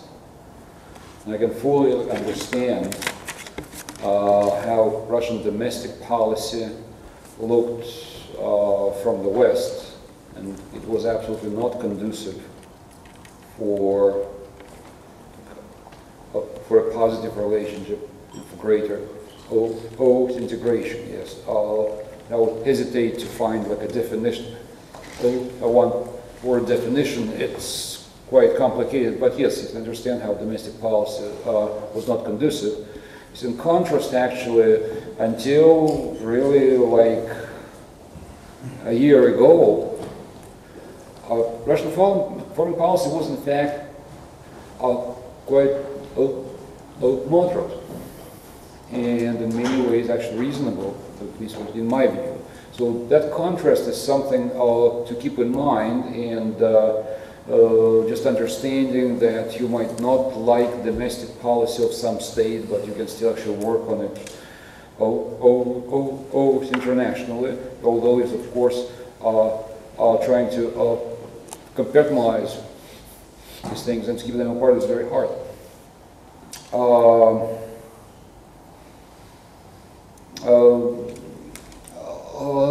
Now, please understand that I did not try in my presentation to justify that Russian challenge to the international system. I was trying to explain it. So it's not my personal view, it's my understanding of what happened there. Is in fact, I believe that Russian policy right now is not rational. Well, it's actually a mistake, even in terms of Russian own interest, but, well, that's the way they feel, that's the way they kind of behaved. Yes, I would also note there that mistakes were actually made by both sides. Opportunities, lots of them actually were missed. Yes, I would also note the path dependency, because many things that we've seen in the past 15 years, in fact, the roots are in the 90s. Yes, and the specific situation in the 90s yes, and the modes that were developed then were just simply not adjusted subsequently. And we all just became hostages of that situation. I spoke like in general kind of sentences, but you don't have much time. Regarding Valdai, yes, I actually do not see Valdai as a very kind of old, aggressive speech. So in my view, Valdai was actually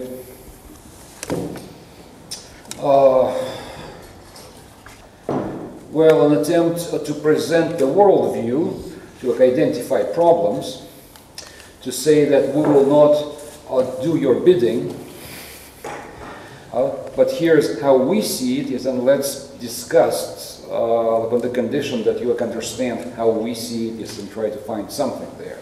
And I would actually say that the point about disarmament is precisely in that context. I do not see it as an optimistic indicator with regard to nuclear disarmament. Far from that. Rather, yes, I would in fact see it as an indication that that arms control and disarmament have always been, and sadly remain, perhaps the only venue where you can actually talk. So it's like a way to save kind of at least some relationship, at least some dialogue. So it's not about disarmament, it's more about political dialogue, I think.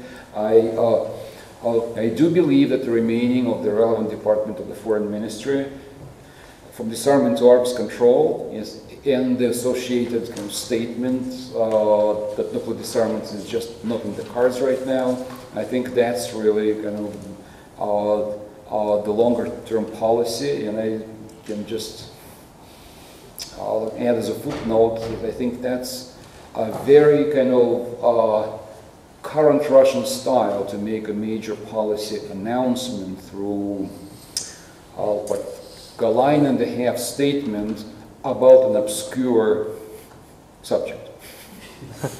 It's just a style really kind of that you really need to understand. And, so yes, like in Valdai's speech, I think disarmament was absolutely kind of marginal there, and just served the purpose in a in a different context. I will not hold my breath about a retreat.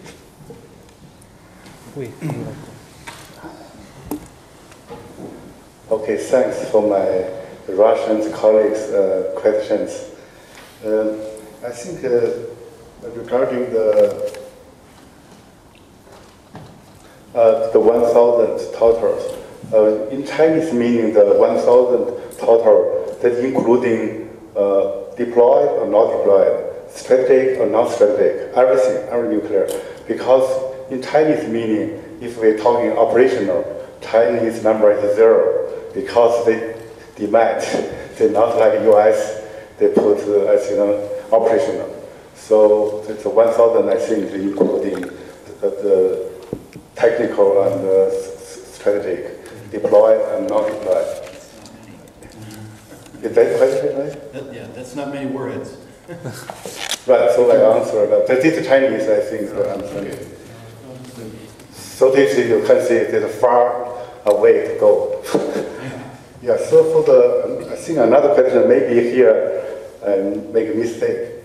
Here we mentioned banning policies of lowering the threshold of using the weapons, right? This is your, actually here I want to see banning policies not allowing lowering the use of the weapons. Is that right? I think the wording is. So what's your question? Chair, may I repeat the question because? Yeah, please. So that, okay, just.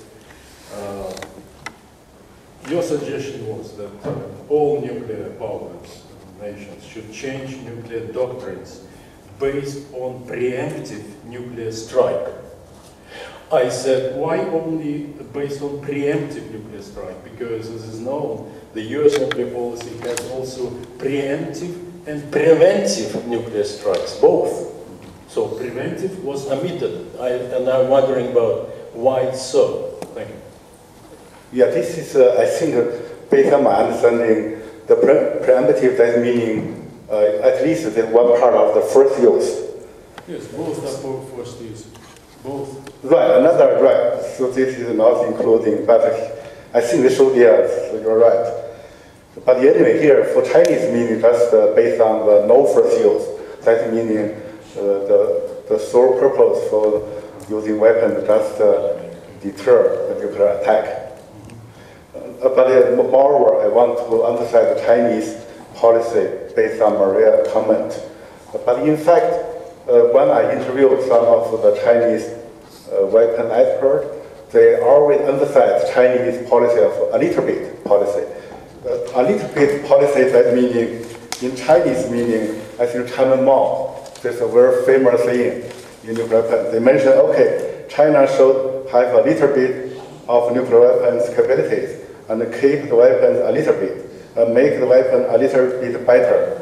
That meaning 有一点、有一点、少一点、好一点. It's 3 一点. The 一点 is meaning a little bit. They actually they have kept for many years. So some Chinese they mention, okay, now you can see the Soviet Union collapsed because the nuclear arms race. But China is now getting rich because it's smart. They keep their arsenal so smart, they save lots of money. And so why we change our policy? Definitely the minimum, this is very good because it saves lots of money. Even we have so smart, such as during Cold War, maybe no more than 100, and the Soviet Union and the US over 10,000. So what? But they still deter them not against us. So we say by this way, they save lots of money. So since the 1980s, China have followed the economic reform. They have a big development for economic. Even so, their arsenal still keep very moderate. So I think China they provided a good example for the world to have a minimum deterrence, have a small arsenal. They still have deterrence. Definitely, eventually had to reduce the role of weapons. But this is one major step if you're moving ahead to zero. This is, I think, the Chinese policy. Thank you. Carmen, would you like to react on the Mark questions? Sure, thank Tarek's you. questions, sorry. Yeah, very much for the questions. Regarding the codification of the fatwa, you're absolutely right that international law trumps national law, and I'm fully aware of this. But I would not see the codification as a legal act, but merely as, or basically as a trust-building exercise. And I think this is really important because there have been complaints that the fatwa has not been written down, which it does not need. The fatwa does not need to be written down in the national context. And I think if Iran would agree to somehow have a text, prepare a text, issued by Khamenei and not, as has been the case in the past, by some higher officials, they only refer to Khamenei's fatwa, but there is no text that would be able for Westerners to just read it. So I think this would be a basic trust-building exercise, and it would actually reassure that Iran really sticks to this fatwa. There are some other problems with the fatwa on the national level, but I think basically to reassure the Westerners, that would be a very nice exercise, and I think worth pursuing further. And it will also give some kind of legitimacy to this argument that Iran is not pursuing nuclear weapons capabilities because of this, because nuclear weapons are actually forbidden in Islam. So I think at least there's I see no reason why Iran should not follow this path. And regarding your second question, thank you very much for this, because actually this is my argument. And there are quite some authors who argue that Iran is actually obstructionist, and some even say that it's following a belligerent nuclear diplomacy. And my analysis also pointed to the direction that at the end of the day, Iran stays within regime structures and aims at the reform, for example, of the NPT, but not at its overthrow. So it's not a non-revolutionary, but a non-reformer. And as you have been asking for some examples, so Bobby Perseyedi, the one whom I quoted, he's actually referring to stalling tactics, procedural filibuster, so all the tactics that Iranians use to prolong negotiations. And I think one instance where one could actually say, well, they did it, is the revelation by Rouhani in, I think it was 2006, that the suspension of uranium enrichment in 2004 and 5 was actually used to strengthen national development of nuclear capacity. So this is always cited. Or other instances that are cited is the threatening to block consensus. For example, before the NPT review conference in 1995, Iran several times threatened not to agree to a prolongation if certain national positions would not be considered. So this is also cited as kind of an example for obstructionism. But anyway, we'll talk. Yeah, I totally agree with you. So, but these are the instances. Yeah, but at the end, I also think they are within the system, and this is a good sign. Thank you. Let me take another round of questions. Yannick?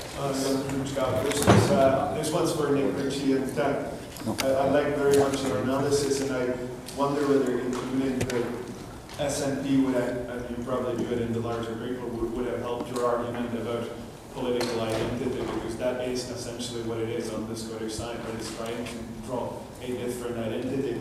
But my larger point is, I think you did what's very common in Britain these days. You're trying to draw a distinction between the elites in London and the rest of the population, and I wonder whether that is actually correct.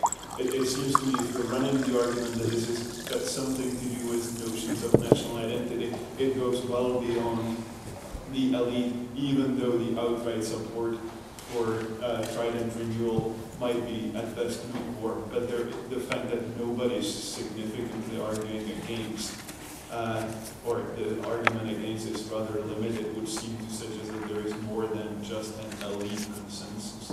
And I've got also a question for Carmen, if I may. And I wonder, you try to draw that there's not only norm breaking, but also norm reform. But it seems to me is not what's at stake here not norm reform, but a question of rule breaking. And rule breaking is a binary activity. Either you're breaking a rule or you're not. Thank you, lady. Hi, I'm Corey Hinderstein with the Nuclear Threat Initiative, and after avoiding the first round, my question is also for Nick Ritchie. You mentioned the detailed, the kind of entwined relationship between the US and the UK and how that acts as a driver for UK decision making with regard to systems, warhead systems, delivery systems, reactors, the subs, etc. And I'm wondering to what extent the UK either could or is willing to use that relationship as more of a customer rather than a client. In other words, could the UK be more prescriptive in the kind of systems that it wants as the driver for the receipt of US technology, rather than what it seems to be, especially I'm thinking of the naval reactors, more being a client for the kind of reactor that the US wants to sell.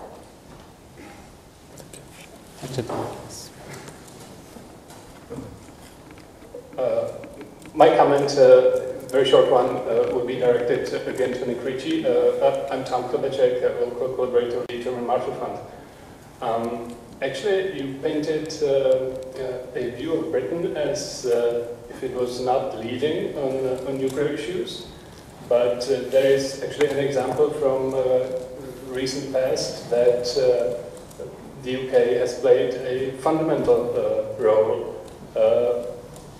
Actually, not in nuclear disarmament, rather the other way around.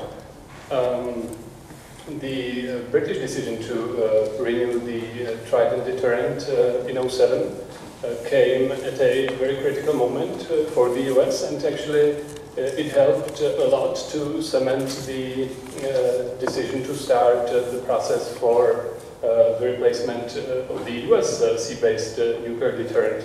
Obviously, the UK is fully dependent on the US for this, but the relationship is bilateral, so there's certain interdependence. Obviously, it helped to have Secretary Gates staying on during the early stages of the Obama administration. But otherwise, especially under President Obama, it would have been much more difficult in the US to push through the decision to start this process. So in this respect, the British contribution was really very important, and the timing was crucial. So many people in both the Department of Defense and Energy I've been talking to over the years actually owe you, the Brits, a great deal of gratitude. In a way, congratulations. The UK is still punching above its weight. Nick, maybe you have several questions. Thank you for the questions. Yeah, I mean the SNP, so the narrative justifying independence constructed by Alex Salmond and the SNP was in part about constructing an alternative national role conception, framing an independent Scotland as a kind of Scandinavian peace builder and a country that wouldn't do two things in particular. It wouldn't invade countries like Iraq in 2003, and it wouldn't host nuclear weapons and have any part of the Trident replacement program. So those two themes, the invasion of Iraq, which the SNP opposed, and the hosting of nuclear weapons on Scottish territory, as is currently the case, were two of the vital parts of that alternative national role conception for the SNP, certainly, and that remains so now.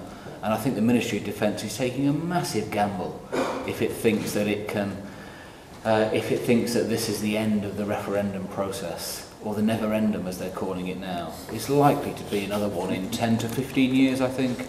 And at some point, I think that the Scottish people will vote for independence, and then this decision to base all our nuclear-powered submarines, conventional and nuclear, up at the Clyde base will be thrown into confusion and jeopardy. But it's interesting there again, there were rumours abounding that the United States would step in and save the UK in the event of a yes vote, that it would enable us somehow, would find a way of the UK being able to host warheads and submarines for a period of time at Kings Bay. Whether that would have got through Obama and or Congress, who knows. In terms of elite, whether this is an elite conception or whether it's reflected in the rest of the population, well, on support for Trident, it shifted from about 60% in favour of having nuclear weapons and replacing Trident, and about 40 against, about a decade ago, to the other way around. About 40 in favour and about 60% against. Majority of younger people, majority of women, majority of non-conservative voters are against nuclear weapons and against Trident replacement. There is a lot of support, general public support, for acting as a force for good in the world. That's the phrase that our politicians use. But after the experience of Afghanistan and Iraq, there's less support for those types of military interventions, and a declining support for getting into bed with the Americans quite as readily as we have done. That's changed under Obama, but certainly under Bush. Nuclear weapons are nowhere near the top of the electorate's political agenda, and won't be again. But that doesn't correlate to consensus from the electorate in support of the government's preferred policy. Corey, could the UK exercise some political power in this relationship that it has with the US to change the terms of that nuclear relationship?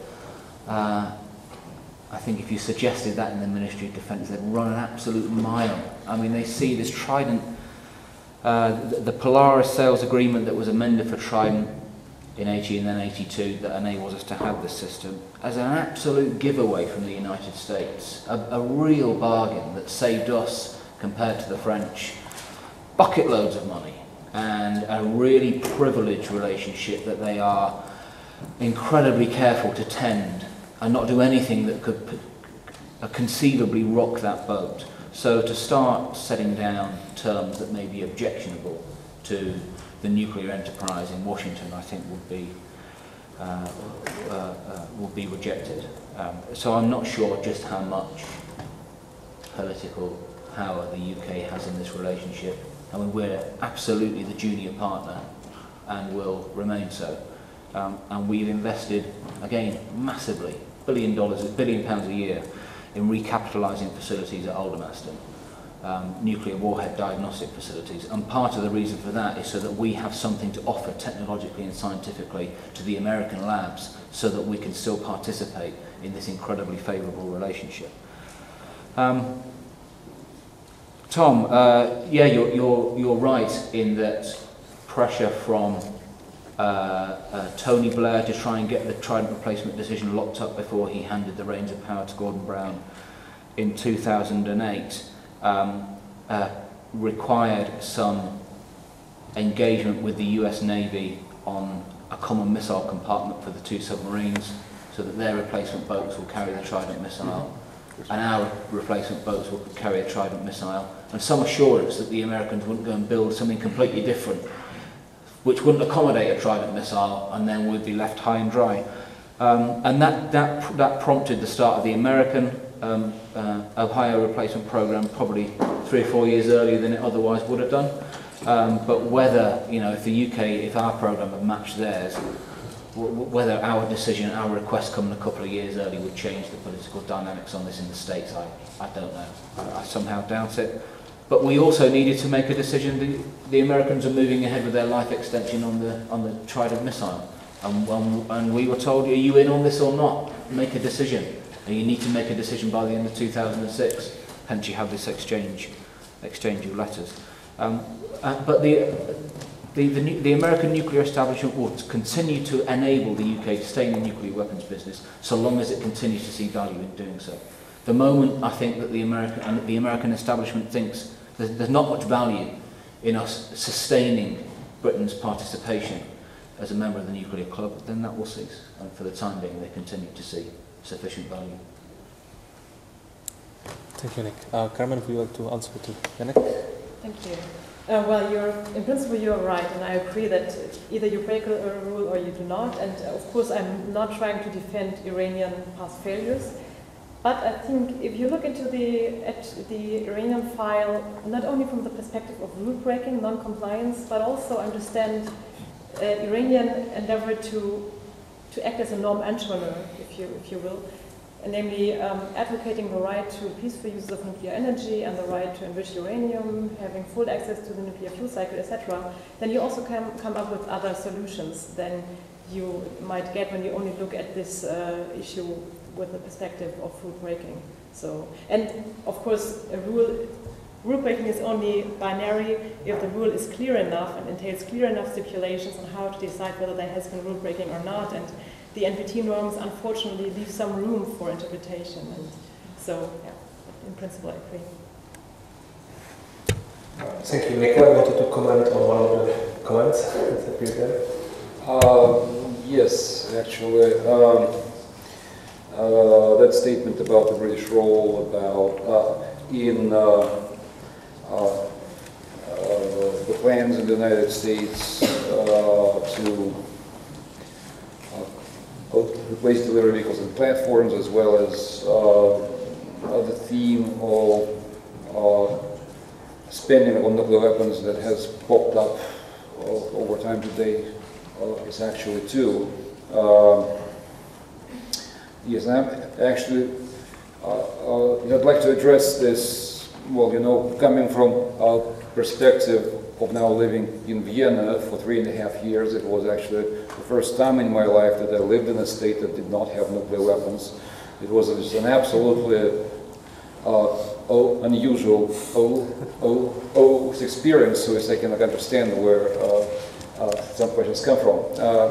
Yes, let me just, of course, it's my personal view, but let me offer maybe a slightly different perspective there. The point is basically, if you have nuclear weapons, you need to maintain them. It's quite obvious.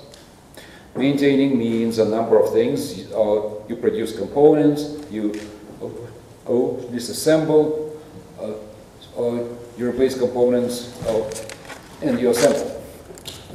Also, the designs that especially in the United States actually date back decades ago, to late 60s primarily. Some components are just no longer produced at all. So you need to design new components, yes, and replace the old components with like whole new design. Yes, it's not about the fissile material, yes, it's just about like, all the small things around fissile materials. And finally, there was a challenge that the nuclear weapons complex in the United States was actually built in the 50s and 60s. Yes, and there are two problems. One is that complex is actually quite outdated now, it's very old. Yes, and two, that complex was intended to support a huge arsenal. But downsizing, as we know from business, actually, schools does take money. So yes, that's basically the challenge that we face now. Yes, I'm actually very sorry to say that about the UK, but I'm afraid that the role of the UK in decisions and debates in the United States about investing in the nuclear weapons complex has been absolutely minimal. Most likely, actually, non-existent. I'm very sorry about that, but yes, I'm afraid that's something that the United States just needs to do. It's also important to keep in mind that in the 90s, the United States actually did a lot to dismantle kind of the nuclear weapons complex. It was post-Cold War and peace dividend, things like that, and expectation of nuclear disarmament in some not too distant future. And to the best of my knowledge, yes, I do not claim that I know for sure, but to the best of my knowledge, by the end of the 90s, the United States, in fact, effectively lost the capability to maintain the existing nuclear weapons. Yes, and some things were just not produced at all. Yes, it was mentioned actually yesterday in the presentation about Ukraine, the role of tritium in the maintenance of Ukrainian nuclear capability, but let me remind you that the United States actually did not produce tritium in the 90s. This production was resumed in 2002, I think, if I remember correctly. Yes?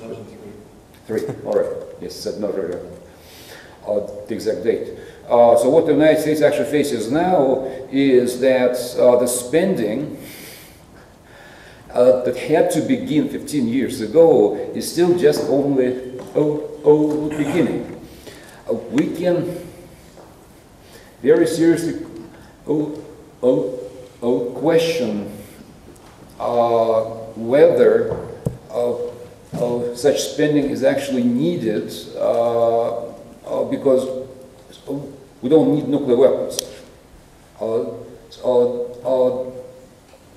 That's one decision, right? We don't need nuclear weapons, so we stop spending on the weapons complex and just allow it to disintegrate, and in 10-15 years on nuclear weapons will just die out.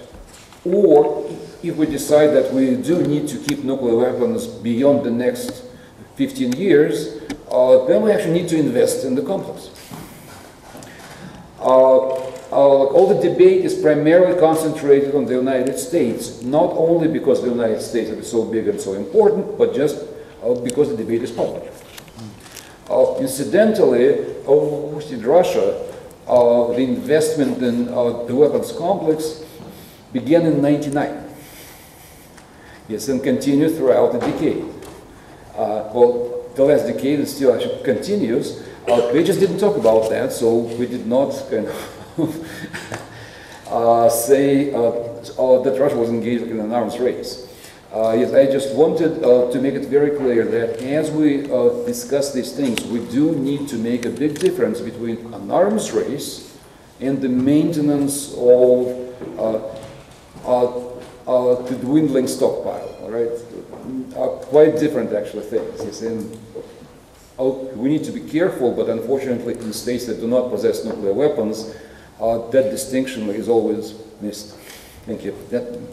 I'm very sorry. No, no worries. Thank you, Anna. Another question? Yeah, sure. Mark, please. Michal, what is the reason why China will not agree to a moratorium on production of HEU and plutonium? Can I actually ask a very short question? Yeah, absolutely. Yes, the question is basically simple. We all know about Chinese position on space weapons. How does that kind of connect to the test of anti-satellite capability? Yeah, Nick wanted to ask one more question to you. Yeah, just a very quick question for Zhang. If and when China deploys submarine-launched ballistic missiles aboard a fleet of 3 or 4 or 5 ballistic missile submarines, will that change this minimum deterrence posture based on demated warheads and missiles and having 0 operational warheads? Because that envisages no warheads deployed aboard SLBMs and the submarines effectively being alongside at port for most of their time. In large numbers, of nuclear weapons. Yes. Okay, I think that's just enough. So, Nick, maybe you can start with the answer to Marshall Islands. Yes, sorry, was it Elena? There's been nothing spoken of this, really, in the UK, certainly nothing in the press.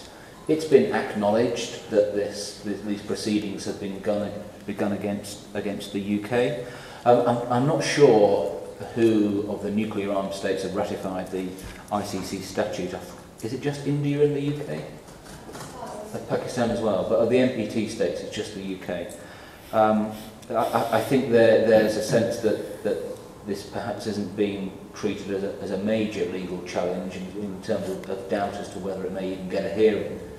I think perhaps a broader theory is this might lead to a revisiting of the question of the legality, the practice of nuclear deterrence and nuclear use at the International Court of Justice, and an ICJ opinion 2.0, which could, and whether there would be a different outcome that would be rule against the preferences of the nuclear armed. But in short, no, there's been nothing at all, and it's just acknowledged when speaking with officials. Yeah, I suggest we let Louis to answer all these 3 questions to him, and then let all the panelists to react to this final question. Maybe it will be a nice wrap up to the whole discussion because it's a little bit broader one, and all of them can comment on it. Okay, so first, for Mark's question, I think from the beginning for China, they don't want to make an official declaration of the moratorium regarding moratorium of fissile material, right? I think there's some from the foreign military, they thinking they want to keep the option, such as for China, they believe they are big power.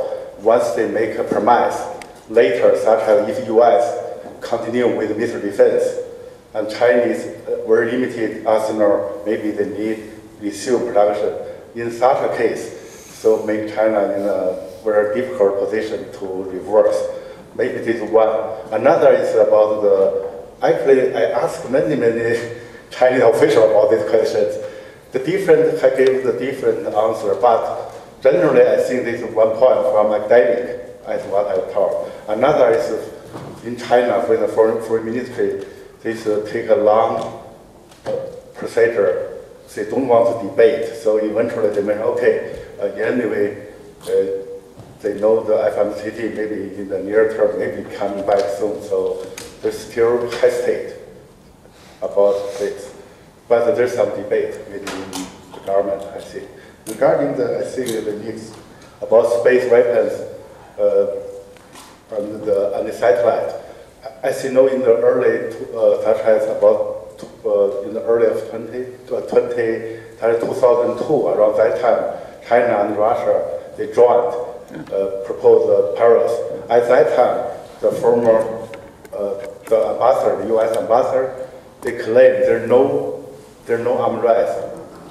There are no armed race in the outer space. And then China, they against, they they draw with Russia, but the US go ahead. And then China, no, okay, because you're Americans, you mentioned no arms race, okay? Okay, I show down my own satellite. That meaning I have such capabilities. Later, maybe one day, they indeed have arms race. So you had to push. I think one way they want to push US, take it seriously. They come back to the negotiation table. Because otherwise, the US mention, okay, you don't worry, no arms race. And then China, they show, okay, I have the anti-satellite capabilities. I think this is one point they want to make. But anyway, China, until this year, China and Russia, they still, right, they gave the new parallel issues. So finally, regarding another next question about the minimum for the SLAM, at the moment, they believe China deploys 3, right? One is about 12. For each submarine, there is about 12 warheads. So the maximum at the moment is 3, but DOD, they predict maybe China has 5 in the future. But I believe maybe the 5 is the maximum based on my analysis. If they really have the 5 or current 3, they not change the minimum deterrence. Because, as I mentioned, such as if you without missile defense, right? If based on the land-based survivability is very poor compared with the submarine. So if we have more survivabilities in the sea, so maybe they constitute the baseline. But the total number is still, I think, not a big change. But this depends on what their judgment on U.S. missile defense. If missile defense is very effective, so as I mentioned in the calculations, maybe increase a little bit more, I guarantee the minimum number they can reach the target. So I don't think they change the minimum deterrence. Thank you.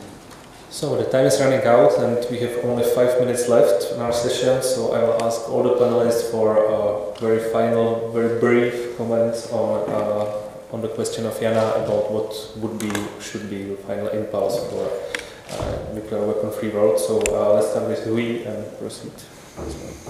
Oh, I think the nuclear-free world, definitely this is as this morning, something like that. Rose, when she mentioned this, it's not only a dream. This should be everyone should be pursuing that, and also Chinese policy is very consistent with Obama's nuclear the vision. I think now the question is depend on from Chinese view, as I mentioned, the key point you have to change your strategy, such as has to based on the no first use. This is a Chinese key point, and also I agree. This is my point.